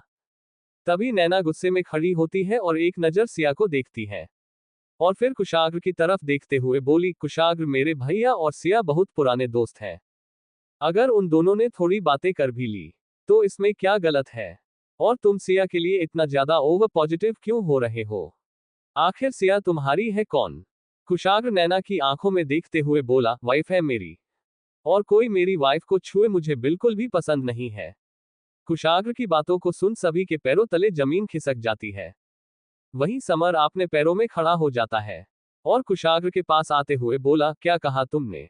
सिया तुम्हारी कौन है। समर की बातों को सुन कुशाग्र के चेहरे पर जंग जीतने वाली स्माइल थी।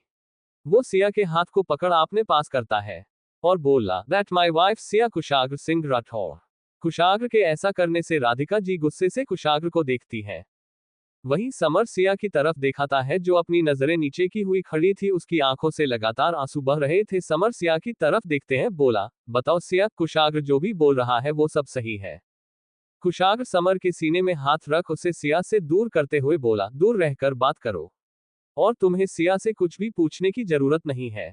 जो भी पूछना है मुझसे पूछो, एक हस्बैंड होने के नाते मैं तुम्हें हर एक सवाल का जवाब बहुत ही डिटेल से दे सकता हूँ। कुशाग्र की बातों को सुन समर उसकी तरफ देखते हुए गुस्से में बोला, बस बहुत हुआ, मुझे तुम्हारी कोई भी बात नहीं सुनी। मैं सिया से बात कर रहा हूँ। इतना बोल सिया की तरफ देखने लगता है। नैना सिया के पास जाती है और उसकी आंखों में देखकर बोली, सिया बताओ, कुशाग्र जो भी बोल रहा है क्या वो सब सही है? सिया रोते हुए हाँ में सर हिला देती है। कुशाग्र सभी की तरफ दिखाता है और बोला, अगर अब तुम लोगों के सवाल और जवाब खत्म हो गए हो तो हम यहाँ से जा सकते हैं। कुशाग्र की बातों को सुन अब कोई कुछ भी नहीं बोलता है। वही कुशाग्र अपनी कोट को उतरता है और सिया को पहनाते हुए बोला, आइंदा ऐसी वाहिद ड्रेस पहनी तो मुझे बुरा कोई नहीं होगा। सिया कुछ भी नहीं बोलती है, अपनी नजरें नीचे किए हुए खड़ी थी। कुशाग्र सिया का हाथ पकड़ उसे ले जाने लगता है, तभी राधिका जी सिया के दूसरे हाथ को पकड़ते हुए बोली, सिया तुम्हारे साथ नहीं जाएगी। राधिका जी की बातों को सुन कुशाग्र उनकी तरफ देख हल्का सा मुस्कुराते हुए बोला, ओह रियली मॉम, आपको लगता है आप मुझे रोक पाएंगी? मैंने आपको कितनी बार बोला है मेरे और मेरी वाइफ के बीच आप नहीं आए तो अच्छा होगा, पर आप हर बार मेरी बातों को इग्नोर करती हैं और हम दोनों के बीच ही जाती हैं। पर आज नहीं, क्योंकि आज मैं किसी के भी रोकने से नहीं रुकूंगा, इसलिए आप मेरे रास्ते पर ना ही आइए तो अच्छा होगा। कुशाग्र की बातों को सुन राधिका जी बोली, कुशाग्र इतना गुस्सा और जिद क्यों? राधिका जी की बातों को सुन कुशाग्र उनकी आंखों में देखते हुए बोला, मॉम ये आप पूछ रही हैं? आपको तो अच्छे से पता है ये गुस्सा और जिद मुझे मेरी विरासत में मिली है। राधिका जी बोली, ये गुस्सा भी सही नहीं है, इससे तुम खुद को और सिया को तकलीफ दे रहे हो, और कुछ भी नहीं। कुशाग्र ने कहा, प्लीज माँ आप बार बार वही बातें ना करिए तो बेटर होगा। मेरे प्यार को बार बार गुस्सा और जिद का नाम ना ही दीजिए तो अच्छा होगा। तभी राधिका जी बोली, ये प्यार नहीं है, बल्कि ये मनमानी है, जिससे सिया को तकलीफ हो रही है। इसलिए सिया तुम्हारे साथ नहीं जाएगी, और इस वक्त तो बिल्कुल भी नहीं, क्योंकि तुम बहुत ज्यादा गुस्से में हो और तुम सिया को तकलीफ पहुंचा सकते हो। राधिका जी की बातों को सुन कुशाग्र टेढ़ा मुस्कुरा देता हूं और बोला, ओ रियली आपको ऐसा लगता है? तो ठीक है, क्यों ना इस बार ये फैसला कहीं करें कि उसे किसके साथ जाना है और किसके साथ नहीं। मेरा आपसे वादा है, अगर सिया ने आपको चुन लिया तो इसी वक्त मैं यहां से चला जाऊंगा, बिना कुछ कहूं। कुशाग्र की बातों को सुन राधिका जी बोली, तो ठीक है। इतना बोल सिया की तरफ देखते हुए बोली, बेटा बताओ तुम किसके साथ जाना चाहती हो, मेरे साथ या फिर कुशाग्र के साथ? कुशाग्र सिया को देखता रहा था, वहीं राधिका जी भी सिया को ही देख रही थी। सिया एक नजर राधिका जी को देखती है और फिर कुशाग्र को देखती है। सिया को तो समझ ही नहीं आ रहा था कि आखिर वो ही क्यों हर बार ऐसे फंसती है कि उसे ही इन दोनों में से किसी एक को ही चुनना पड़ता। सिया को कंफ्यूज देख राधिका जी बोली, बेटा तुम मेरे साथ चलो, क्योंकि इस वक्त कुशाग्र के साथ जाना तुम्हारा बिल्कुल भी सही नहीं है। राधिका जी की बातों को सुन कुशाग्र उनकी तरफ देखते हुए बोला, क्या बात है मॉम, मुझे तो पता ही नहीं था कि मैं आपकी नजरों में इतना बुरा हूं। राधिका जी कुशाग्र की बातों को सुन उसकी तरफ देखते हुए बोली, तुम बुरे नहीं हो, बस तुम्हारा गुस्सा तुम पर इतना हावी हो जाता है कि उसे वक्त तुम किसी की भी बात सुना नहीं चाहते हो, और अपने गुस्से में तुम इतना गलत कर जाते हो जिसका तुम्हें अंदाजा भी नहीं होता। कुशाग्र ने कहा, आप गलत बोल रही हैं मॉम, आज तक मैंने अपने गुस्से में अपनी लिमिट क्रॉस नहीं की है। सभी कुशाग्र और राधिका जी को बातों को सुन कंफ्यूज थे। वहीं कुशा सक्षम को देखती है और बोली, ये सब क्या? सक्षम ने कहा, मैं तुम्हें बाद में बताऊंगा, अभी कुछ भी बताना बहुत ही मुश्किल है। कुशा गहरी सांस लेते हुए सिया की तरफ देखते हुए बोली, हर बार बेचारी सिया ही ऐसी सिचुएशन में फंसती है। सक्षम ने कहा, तुम सही बोल रही हो, पर जो होना था हो चुका है, आप ये सोचना है कि सिया को सर के गुस्से से कैसे बचाया जाए। कुशा ने कहा, इस बार हम कुछ भी नहीं कर सकते, जो भी करना है सिया को ही करना पड़ेगा। कुशा की बातों को सुन सक्षम कुछ भी नहीं बोलता है। उसे इस वक्त सिया की बहुत ज्यादा फिक्र हो रही थी, क्योंकि उसे पता था कुशाग्र का गुस्सा बहुत ही ज्यादा खतरनाक है। यहाँ सिया कुशाग्र को देखते हैं जो गुस्से से उसे देख रहा था। कुशाग्र को गुस्से में देखे इस वक्त सिया को सच में बहुत ज्यादा डर लग रहा था, और वो सच में कुशाग्र के साथ नहीं जाना चाहती थी। पर उसे पता था अगर उसने उसे नहीं चुना तो उसका परिणाम उससे भी ज्यादा बुरा हो सकता है। वही राधिका जी की तरफ देखती है जो बहुत ही फिक्र से उसकी तरफ देख रही थी। इस वक्त वो सिर्फ कुशाग्र से उसे बचाना चाहती थी और कुछ भी नहीं। सी अपनी आंखें बंद करती है और फिर खोलते हुए एक गहरी सांस लेती और राधिका जी की तरफ देखते हुए बोली, माँ आप मेरा हाथ छोड़ दीजिए। मैं ठीक हूं, आपको मेरे लिए परेशान होने की जरूरत नहीं है। सिया के मुंह से ऐसी बातें सुन राधिका की बोली, बेटा। तभी कुशाग्र सिया को अपनी तरफ खींचता है जिससे सिया सीधा कुशाग्र के सीने से लग जाती है। कुशाग्र राधिका जी को देख हल्का सा मुस्कुरा देता है और बोला, ओके मॉम, आपने सुन लिया ना, मेरी वाइफ ने मुझे चुना है, इसलिए अब आप हम दोनों के बीच ना ही आए तो अच्छा होगा। और एक बात, आपको मेरी वाइफ की फिक्र करने की जरूरत नहीं है, मैं हूं ना, मैं उसका ख्याल रख सकता हूं। इतना बोल कसकर सिया के हाथ को पकड़ लेता है। सिया दर्द भरी आंखों से कुशाग्र की तरफ देखती है, उसकी आंखों में आंसू थे। राधिका जी कुशाग्र की तरफ देखते हुए बोली, उसने तुम्हें चुना है, मुझे उम्मीद है तुम उसे गलत साबित नहीं करोगे। राधिका जी की बातों को सुन कुशाग्र टेढ़ा मुस्कुरा देता है और कुछ भी नहीं बोलता है। सिया को अपनी गोद में उठा लेता है और वहां से बिना किसी को एक नजर देखे जाने लगाता है। सभी की नजर इस वक्त कुशाग्र और सिया पर थी। वही सिया अपने दोनों हाथ को कुशाग्र की गर्दन पर डाल देती है और उसके सीने पर अपने चेहरे को छुपा लेती है। कुशाग्र सिया को लेकर वहां से चला जाता है। ये सब देख कुशा राधिका जी के पास जाती है और बोली, माँ आपने ऐसी क्यों जाने दिया, आपको पता है ना भाई का गुस्सा कितना खतरनाक है, इस वक्त उनका सिया के साथ रहना बिल्कुल भी सही नहीं है। राधिका जी ने कहा, कुछ वक्त उन्हें अकेला ही रहने दो, सिया खुद कुशाग्र को चुना है, इसलिए अब हम कुछ भी नहीं कर सकते। इतना बोल राधिका जी वहां से चली जाती है। वहीं कुशा सक्षम को देखते हुए बोली, मैं सिया को ऐसे नहीं छोड़ सकती, माँ ने भले ही हार मान लिया हो, पर मैं नहीं मानूंगी। कुशा वहां से जाने ही लगती है, तभी नैना उसके सामने आते हुए बोली, कुशा ये सब क्या है, सिया और कुशाग्र की शादी कब हुई और तुम सब ने हमें बताया क्यों नहीं। कुशा बोली, नैना दी हम इस बारे में बाद में बात करेंगे, पर अभी मुझे यहाँ से जाना होगा। इतना बोल कुशा वहां से चली जाती है। कुशा के पीछे पीछे सक्षम भी चला जाता है। उनके जाते देखा सूरज ने कहा, ये सब हो क्या रहा है, मेरे तो कुछ समझ में नहीं आ रहा, कुशाग्र और सिया हस्बैंड वाइफ है, मुझे तो अभी भी यकीन नहीं हो रहा। तभी सुभी बोली, बिल्कुल भी नहीं, ये सब झूठ है और ऐसा नहीं हो सकता। सुभी की बातों को सुन नैना और बाकी सब उसी की तरफ देखते हैं। नैना सुभी के पास जाती है और उसे गले से लगाते हुए बोली, परेशान मत हो। सुभी कसकर नैना के गले लग जाती है और बोली, दी ये सब झूठ है ना, प्लीज आप बोल दीजिए। नैना कुछ भी नहीं बोलती है, उसे तो समझ ही नहीं आता कि वो सुभी के सवालों का क्या जवाब दे, क्योंकि उसे पता था सुभी कुशाग्र से प्यार करती है, वो भी आज से नहीं कई सालों से। सुभी को ऐसे रोता देख सोनिया उसके पास आती और बोली, सुभी तुम्हें रोने की जरूरत नहीं है, जरूर कुशाग्र ने हमसे मजाक किया होगा, वो बहन जी कभी उसकी वाइफ हो ही नहीं सकती, मैं तो ये बात कभी भी नहीं मानूंगी, चाहे कोई कुछ भी कहे, अगर कुशाग्र और उसकी शादी हुई होगी तो जरूर कोई तो मजबूरी होगी, जिसकी वजह से कुशाग्र ने उससे शादी की होगी, वरना उसे जैसी लड़की से कौन शादी करेगा। सोनिया की ऐसी बातों को सुन कार्तिक ने थोड़ा गुस्से में कहा, सोनिया बेकार की बातें ना ही करो तो अच्छा होगा, और ये कोई मजाक या फिर टीवी सीरियल नहीं चल रहा जो तुम ऐसी बातें कर रही हो। मैं तुम्हें एक बात क्लियर कर दूं, कुशाग्र कभी भी मजाक नहीं करता और अपने रिश्तों को लेकर तो बिल्कुल भी नहीं, इसलिए ये सब बोलने की जरूरत नहीं है। और एक बात, सिया कुशाग्र की वाइफ है, इस नाते वो हमारी भाभी हुई और मैं अपनी भाभी के खिलाफ एक शब्द भी नहीं सुनूंगा, चाहे वो कोई भी हो। कार्तिक की बातों को सुन सोनिया उसकी आंखों में देखते हुए बोली, और रियली, तो इस नाते तो मैं भी तुम्हारी भाभी हुई ना, फिर तुम मुझे ऐसी बातें कैसे बोल सकते हो। सोनिया की बातों को सुन कार्तिक ने कहा, तुम अभी हुई नहीं हो, होने वाली हो, और सिया हमारी भाभी है, इसलिए तुम अपनी लिमिट मत भूलना। इतना बोल कार्तिक वहां से चला जाता है। तभी सोनिया सूरज की तरफ देखते हुए बोली, तुम सुन रहे हो ना, तुम्हारे दोस्त मेरी इंसल्ट की है। सूरज ने कहा, इसमें इंसल्ट की कोई भी बात नहीं है, शुरुआत तुमने की थी, तुम्हें भी सिया की इंसल्ट नहीं करनी चाहिए थी, इसलिए मैं इन सब में कुछ भी नहीं बोल सकता हूं। इतना बोल सूरज भी वहां से चला जाता है। संजय भी उन्हीं के साथ चला जाता है। समर शांत खड़ा था, उसे तो अभी भी समझ ही नहीं आ रहा था कि ये सब एक पल में क्या हो गया। समर गुस्से से वहां से चला जाता है। समर को जाता देख नैना सोनिया की तरफ देखती और बोली, तुम सुभी को संभालो, मैं अभी आती हूं। इतना बोल वो वहां से समर के पीछे पीछे चली जाती है। सोनिया सुभी के कंधे पर हाथ रखते हुए बोली, सुभी तुम्हें परेशान होने की जरूरत नहीं है, हम सब तुम्हारे साथ हैं। तभी रीता ने कहा, बिल्कुल सही, आखिर हम एक फैमिली है, और अगर हम एक दूसरे का साथ नहीं देंगे तो कौन देगा।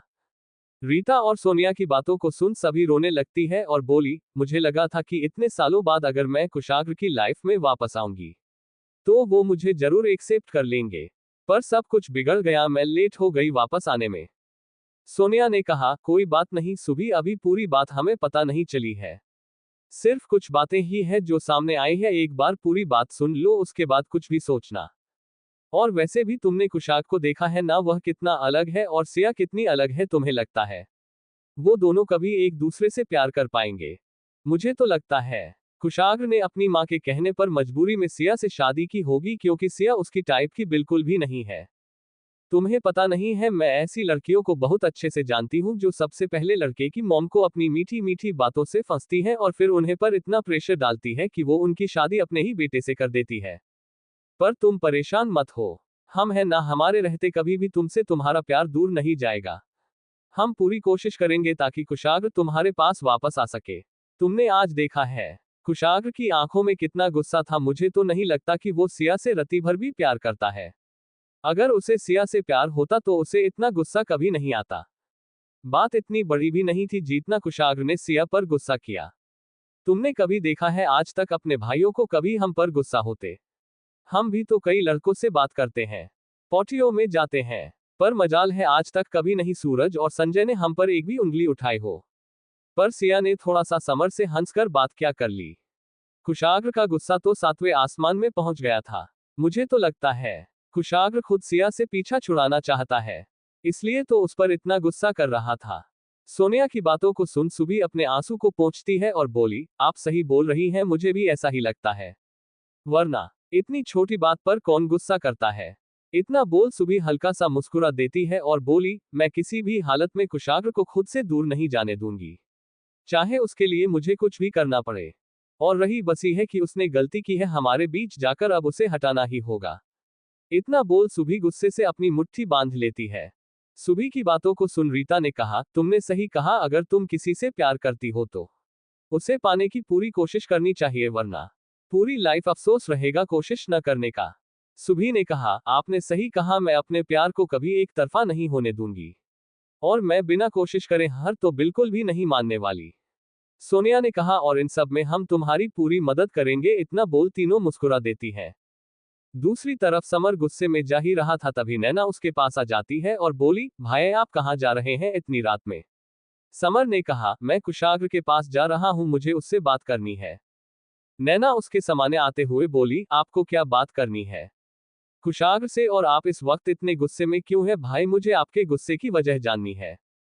समर आगे जाते हुए बोला, मैं वजह बताना जरूरी नहीं समझना, इतना बोल जाने नहीं लगता है। तभी नैना ने कहा, आप सिया से प्यार करते हैं ना? सिया वही लड़की है जिसके बारे में आप अक्सर मुझसे बातें किया करते थे।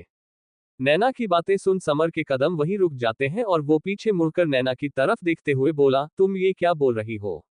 समर की बातों को सुन नैना उसकी तरफ देखती है और बोली, मैं सच बोल रही हूँ। मैंने महसूस किया जिस वक्त अपने सिया को देखा था, आपके चेहरे पर बहुत प्यारी मुस्कान थी, और जब भी आप सिया से बात करते थे सब कुछ भूल जाते थे। वहां कौन है कौन नहीं है इस बात से तो आपको जैसे कोई फर्क ही नहीं पड़ता है। बताए ना भाई, सिया वही लड़की है ना, इसके बारे में आप अक्सर मुझसे बातें किया करते थे। मैंने आपसे कितनी बार पूछा था, पर आपने हमेशा ये कहकर डाल दिया कि जब सही वक्त आएगा तब आप मुझे जरूर बताएंगे। नैना की बातों को सुन समर कुछ भी नहीं बोलता है, चुपचाप खड़ा रहता है, जैसे उसके पास तो कोई शब्द ही नहीं थे खाने के लिए। समर की चुप्पी को देख नैना समझ जाती है कि वो सही है, बस वो समर के मुंह से सुनना चाहती थी, इसलिए उसके बोलने का इंतजार कर रही थी। समर वही घुटनों के बल बैठ जाता है और अपनी नजरें ऊपर कर नैना की तरफ देखते हुए बोला, तुमने सही कहा, तुम्हें पता है जब मैं उसे पहली बार देखा था तभी वो मुझे पसंद आ गई थी।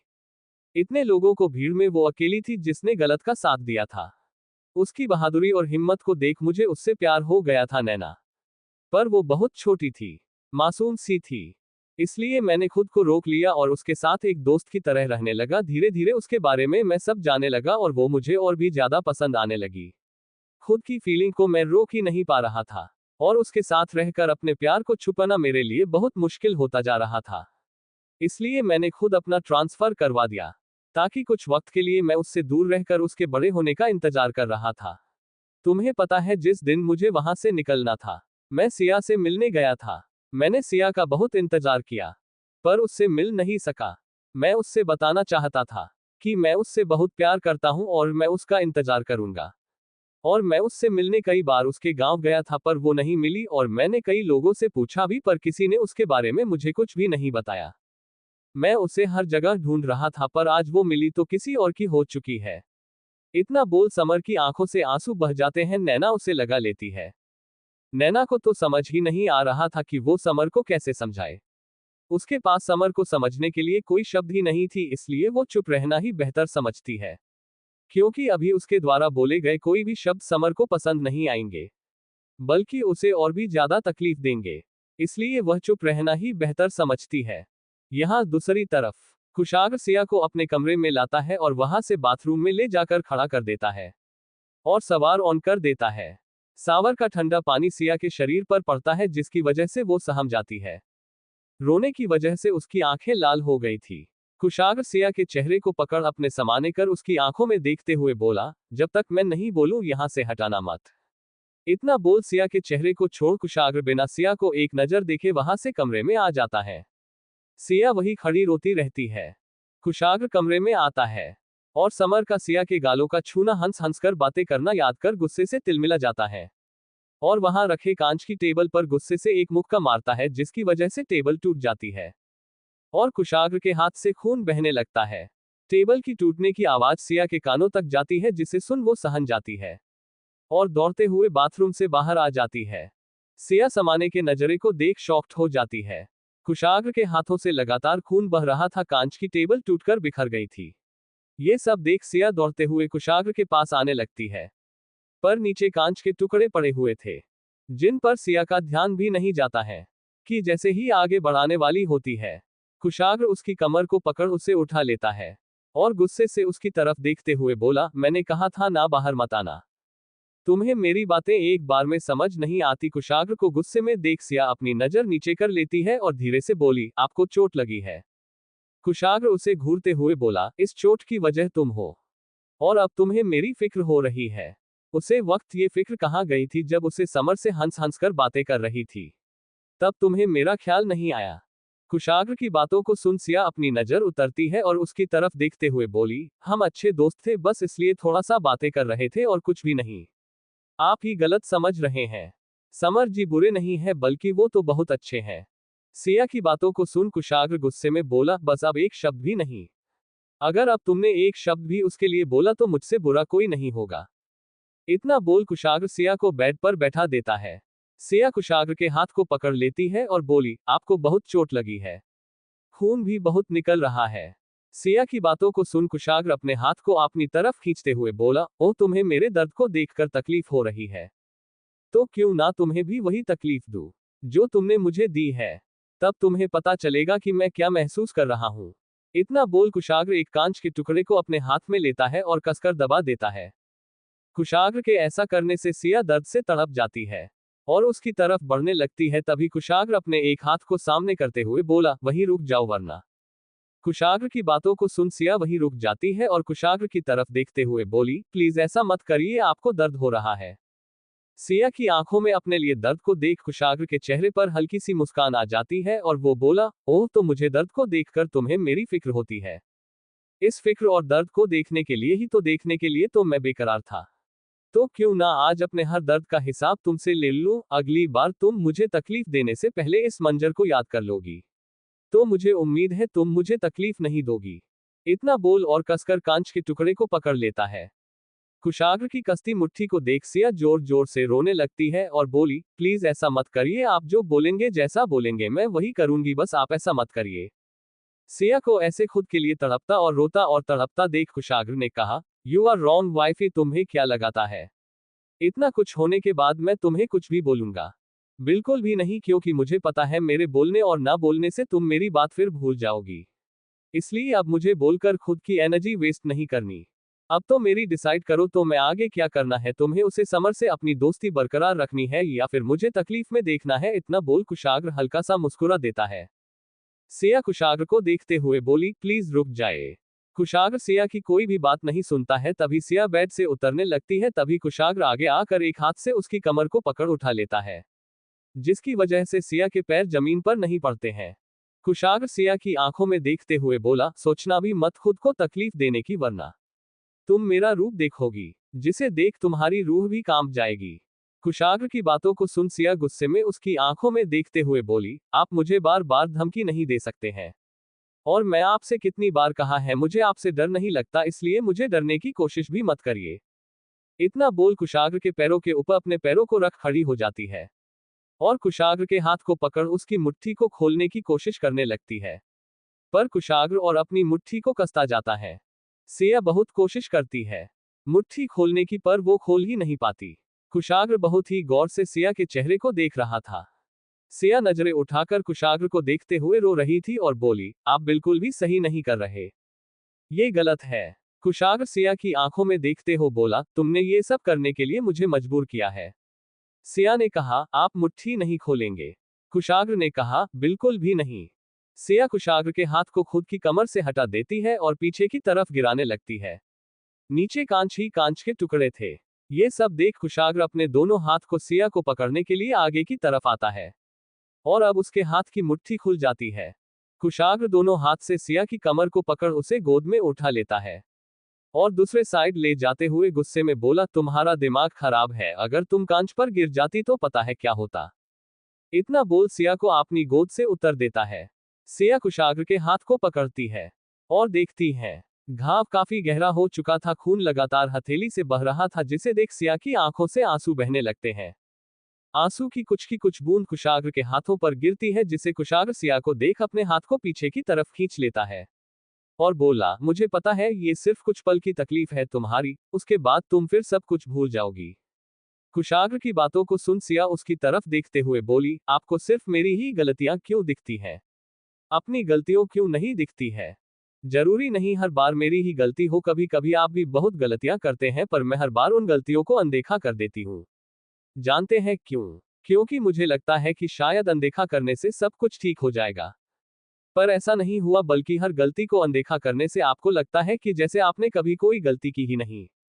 पर कितनी बार आप भी गलतियां करते हैं, जिससे मुझे भी तकलीफ पहुंचती है, पर मैंने कभी भी आपसे एक शिकायत भी नहीं की, क्योंकि मुझे लगा शायद शिकायत करने से आप नाराज हो जाएंगे या फिर आपको बुरा लग जाएगा, आपको तकलीफ ना हो।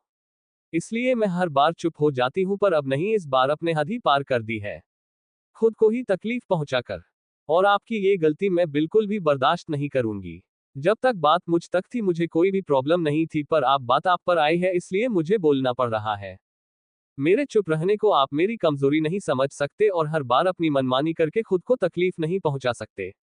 सिया की बातों को सुन कुशाग्र उसके बाजुओं को पकड़ अपने करीब कर उसकी आंखों में देखते हुए बोला, तुम्हारे कहने का मतलब क्या है? सिया कुशाग्र की आंखों में देखते हुए बोली, यही कि आप गलत है। आपने ये जो भी किया वो सब सही नहीं था। समर और मैं सिर्फ अच्छे दोस्त थे और कुछ भी नहीं। सिया की बातों को सुन कुशाग्र ने कहा, ओह तुमको लगता है मैं गलत ही? तो एक नजर खुद को शीशे में अपनी पहनी हुई वाहिद ड्रेस को देखो। और रही बात तुम्हें उस सो कॉल्ड फ्रेंड की, तो एक बात मैं क्लियर कर दूं, मुझ नहीं पसंद तुम किसी और से ऐसे हंसकर बातें करो। तुम पर तो मैं किसी की एक नजर ना बज़ करूं। उसने तो तुम्हें छुआ था, तो कैसे बज़ करता? भले भी तुम्हें मेरी बातें और मैं गलत लगता हूँ, मुझे फर्क नहीं पड़ता है, क्योंकि मैं ऐसा ही हूँ और मैं बदल नहीं सकता। और दूसरी बात, तुम्हारे उस अच्छे दोस्त की आंखों में मैंने एक पल में वो देखा है जो तुम इतने सालों में नहीं देख पाए, इसलिए बोल रहा, दूर रहो उससे। इतना बोल सिया को छोड़ देता है। सिया कुशाग्र को देखते हुए बोली, ये आप कैसी बातें कर रहे हैं? ऐसा कुछ भी नहीं है। आप अपने गुस्से में कुछ भी बोल रहे हैं, समर जी के मन में मेरे लिए ऐसा कुछ भी नहीं है। सिया की बातों को सुन कुशाग्र ने कहा, तुमको क्या लगता है मैं झूठ बोल रहा हूं और तुम्हें मुझे ज्यादा उस इंसान पर भरोसा है? सिया ने कहा, वो कोई अनजान नहीं है, मैं उन्हें अच्छे से जानती हूँ। कुशाग्र सिया को देखते हुए बोला, और मुझे कितना जानती हो तुम? इतना कि मेरी कही बात पर तुम्हें यकीन ही नहीं। इतना बोल कुशाग्र हंस देता है और आगे बोला, तो ठीक है, अब बात करने का कोई फायदा ही नहीं है। जब तुमको मुझे ज्यादा किसी और पर यकीन है, तो मुझे अब तुमसे कोई भी बात नहीं करनी है। तुमको लगता है मैं गलत हूँ, तो मैं गलत ही सही।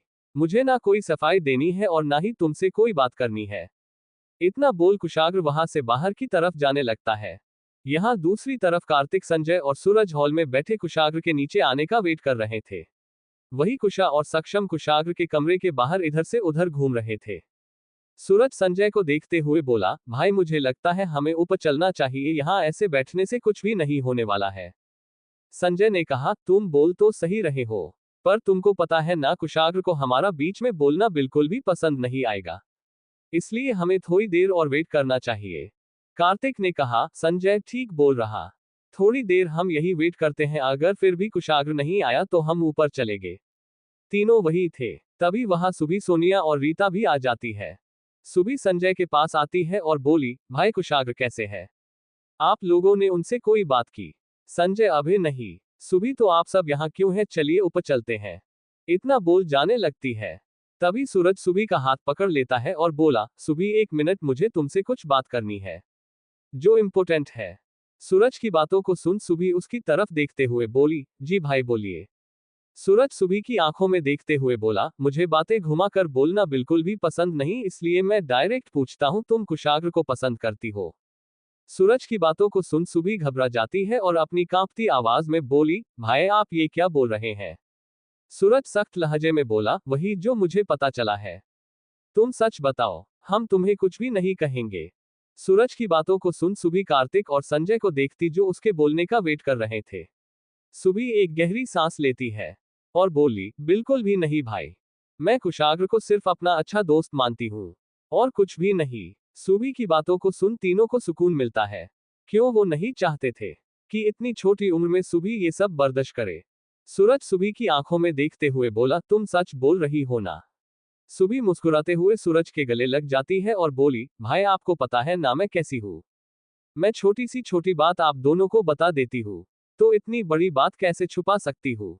और आप मेरा यकीन मानिए, मैं जिससे भी प्यार करूंगी सबसे पहले आपसे मिलवाऊंगी, इसलिए ऐसी बातों को मत सोचिए। और वैसे भी कुशाग्र की शादी हो चुकी है, मैं ऐसी बातें सोच भी नहीं सकती हूँ।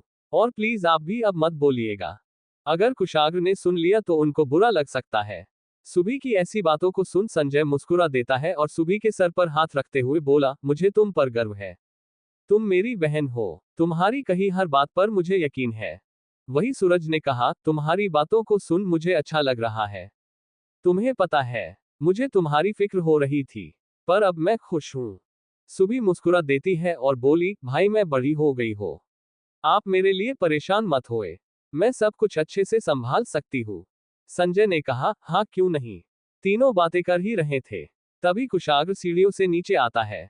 कुशाग्र को आता देख सुबी दौड़कर उसके पास जाती है। यहाँ कुशा और सक्षम अंदर जाने ही वाले होते हैं, तभी सिया बाहर आती है और नीचे जाने लगती है। कुशा सिया को देखते हुए बोली, सिया तुम ठीक हो ना? सिया अपने आंसू को पोंछते हुए बोली, मैं ठीक हूँ, मुझे कुशाग्र जी से बात करनी है। इतना बोल वो नीचे की तरफ आ जाती है। सक्षम और कुशा भी सिया पीछे नीचे जाने लगाते हैं। कुशाग्र सुबी और बाकी सब को इग्नोर कर वहां से जाने लगता है। तभी सूरज कुशाग्र के सामने आ जाता है और बोला, यार अब गुस्सा छोड़ भी दे, मुझे कुछ पूछना है तुमसे, क्या सच में तेरी और सिया की शादी हुई है? सूरज की बातों को सुन कुशाग्र गुस्से से उसे देखते हुए बोला, सच और झूठ से तुम्हारे कहने का मतलब क्या है? और तुम सब होते कौन हो जिसे मैं अपनी शादी का प्रूफ दूं? कुशाग्र की बातों को सुन कार्तिक ने कहा, सूरज की बातों का ये मतलब नहीं है, वो अचानक शादी सुन हम थोड़ा सा चौंक गए, बस इसलिए पूछ रहे थे। कुशाग्र खुद को शांत करते हुए बोला, मेरी और सिया की शादी को 9 महीने हो चुके हैं। कुशाग्र की बातों को सुन सूरज ने बोला, फिर तुमने हमें बताया क्यों नहीं? कुशाग्र ने कहा, तुम लोगों ने कभी पूछा ही नहीं, अगर पूछते तो मैं जरूर बता, इसमें छुपाने वाली कोई बात ही नहीं है। इतना बोल जाने लगता है। तभी सुबी की नजर कुशाग्र के हाथों पर जाती है, जिससे देख वो उसके पास आती है और उसके हाथ को पकड़ते हुए बोली, आपको तो बहुत चोट लगी। सुबी के अचानक हाथ पकड़ने से कुशाग्र गुस्से से लाल हो जाता है और घूर कर सुबी को देखते हुए जैसे कुशाग्र कुछ बोलने वाला होता है। तभी वहां सिया, कुशा और सक्षम आ जाते हैं। सुबी के हाथ पर कुशाग्र का हाथ देख सिया चिढ़ जाती है और दौड़ते हुए उनके पास आती है और कुशाग्र के हाथ को पकड़ सुबी से दूर करते हुए गुस्से से सुबी को देखते हुए बोली, दूर रहिए। सिया के अचानक ऐसे तेज आवाज में बोलने से सुबी चौंक जाती है।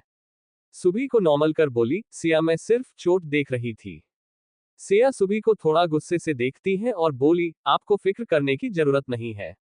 पति है हमारे, हम उनका ख्याल अच्छे से रख सकते हैं। आपको उन्हें छूने की जरूरत नहीं है। सिया की बातों को सुन सुबी बोली, तुम गलत समझ रही हो सिया, ऐसा नहीं है। सिया अपने हाथ को आगे कर सुबी को दिखाते हुए बोली, आपको मुझे बताने की जरूरत नहीं। मैं गलत हूं या सही, मुझे अच्छे से पता है। मैं बिल्कुल सही हूं। कुशाग्र अपने हाथ को छुड़ाते हुए बोला, बस बहुत हुआ। तुम लोगों जो बातें करना है आराम से करो, पर मुझे ये बेकार की लड़ाई को सुनने में कोई भी इंटरेस्ट नहीं है, इसलिए मैं जा रहा हूं। इतना बोल कुशाग्र वहां से चला जाता है। सिया जैसे जाने लगती है, तभी कुशा उसका हाथ पकड़ लेती है और बोली, सिया थोड़ी देर के लिए भाई को अकेले छोड़ दो, वो जैसे ठीक हो जाएंगे तुम्हारे पास वापस आ जाएंगे। सिया कुछ भी नहीं बोलती है। कुशा सिया को अपने साथ ऊपर ले जाती है। सिया अभी भी रो रही थी। कुशा सिया को देखते हुए बोली, सिया तुम कपड़े चेंज कर लो, फिर हम आराम से बात करते हैं। सिया हमें सर हिला देती है। यहाँ नीचे सुबी अपने कमरे में गुस्से से उधर घूमते हुए बोली, सिया और कुशाग्र के बीच दरार पड़ चुकी है, इसी का फायदा उठा लेती हूँ, वरना आज सिया का जैसा रूप मैंने देखा है, मुझे नहीं लगता वो कुशाग्र के पास मुझे भटकने भी देगी। सिया कुछ करे उससे पहले मुझे कुशाग्र को अपने साइड करना होगा। अगर कुशाग्र मेरे साइड हो गए तो सिया कुछ भी नहीं कर पाएगी। इतना बोल सुबी अपने कमरे से दवाई का किट लेकर निकल जाती है। यहाँ सिया कपड़े चेंज करके आती है। सिया सिंपल सी साड़ी को पहने हुए थी। कुशा सिया को बेड पर बैठती है और सारी बातें शुरू से पूछती है। सिया रोते हुए सब कुछ बताने लगती है। सारी बातों को सुन कुशा बोली, ये सुबी के इरादे भाई को लेकर बिल्कुल भी अच्छे नहीं है, मुझे पहले ही पता था, बस तुम्हारी बातों को सुन 100% का यकीन हो गया। कुशा की बातों को सुन सिया बोली, तुम्हारे कहने का मतलब क्या है? कुशा गहरी सांस लेती है और बोली, मुझे तुमको पहले बता देना चाहिए पर मुझे लगा शायद मेरी गलतफहमी हो, पर आज की बातों को सुन मैं क्लियर हूँ। सुबी भाई को पसंद करती है, वो भी आज नहीं बहुत पहले से। वो तो भाई इतने सख्त है कि उनके आगे किसी की दाल नहीं गली। कुशा की बातों को सुन सिया अपने आंसू को पोंछते हुए बोली, अगर ऐसी बात थी तो तुम्हें मुझे पहले बताना चाहिए था। इतना बोल सिया जाने लगती है। तभी कुशा उसका हाथ पकड़ लेती है और बोली, तुम कहाँ जा रही हो? सिया कुशाग्र जी पास। कुशा पर अभी मत जाओ, भाई बहुत गुस्से में है। सिया हाथ छुड़ाते हुए बोली, फर्क नहीं पड़ता है, पर मैं उन्हें अकेले नहीं छोड़ूंगी किसी भी हालत में। इतना बोल सिया वहां से चली जाती है। कुशा उसके पीछे जाने लगती है। तभी सक्षम कुशा की कमर को पकड़ अपने पास करता है और बोला, जाने दो, सर को कैसे संभलना है सिया बहुत अच्छे से जानती है, तुम्हें उसकी फिक्र करने की जरूरत नहीं है। सक्षम की बातों को सुन कुशा जैसे कुछ बोलने वाली होती है। तभी सक्षम उसे अपनी तरफ करता है और उसके होठों पर अपने होंठ रख देखता है। कुशा शांत हो जाती है। यहाँ दूसरी तरफ सुबी कुशाग्र को देखती है, बाहर गार्डन के सोफे में अपनी आंखें बंद किए हुए बैठा था। सुबी कुशाग्र को देख मुस्कुरा देती है और उसके पास जाती है और कुशाग्र को देखते हुए बोली, आप यहाँ हैं, मैं आपको हर जगह ढूंढ रही थी। सुबी की आवाज सुन कुशाग्र अपनी आंखें खोल देता है और गुस्से से घूर कर सुबी को देखते हुए बोला, तुम यहाँ क्या कर रही हो? जाओ यहाँ से। कुशाग्र की तेज आवाज सुन सुबी एक पल के लिए घबरा जाती है और कसकर अपनी आंखें बंद कर लेती है। कुशाग्र सुबी को डरा देख खुद को नॉर्मल करता है और बोला, जाओ यहाँ, मुझे थोड़ी देर अकेला रहना। सुबी अपनी आंखें खोल कुशाग्र को देखते हुए बोली, मैं सिर्फ दवा लेकर आई थी, आप इसे लगा लीजिए, मैं चली जाऊंगी। कुशाग्र दूसरी तरफ मुंह कर लेता है और बोला, जरूरत नहीं है, मैं ठीक हूं। सुबी कुशाग्र के पास जाकर जैसे उसका हाथ पकड़ने लगती है।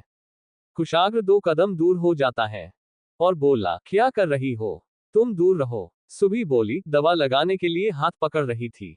सुबी की बातों को सुन कुशाग्र अपनी सर्द आवाज में बोला, मेरी वाइफ ने कहा ना मुझे दूर रहो, तो दूर रहो। मुझे पसंद नहीं कि मुझे उसके अलावा कोई और छुए, इसलिए समझा रहा हूँ, अपने दिमाग में बैठा लो। आइंदा ना मुझे छूना और ना ही ऐसे रात में मेरे पास आना, क्योंकि मेरी वाइफ को पसंद नहीं कि मैं दूसरी लड़कियों से बात करूं, और जो उसे पसंद नहीं वो मुझे बिल्कुल भी पसंद नहीं है।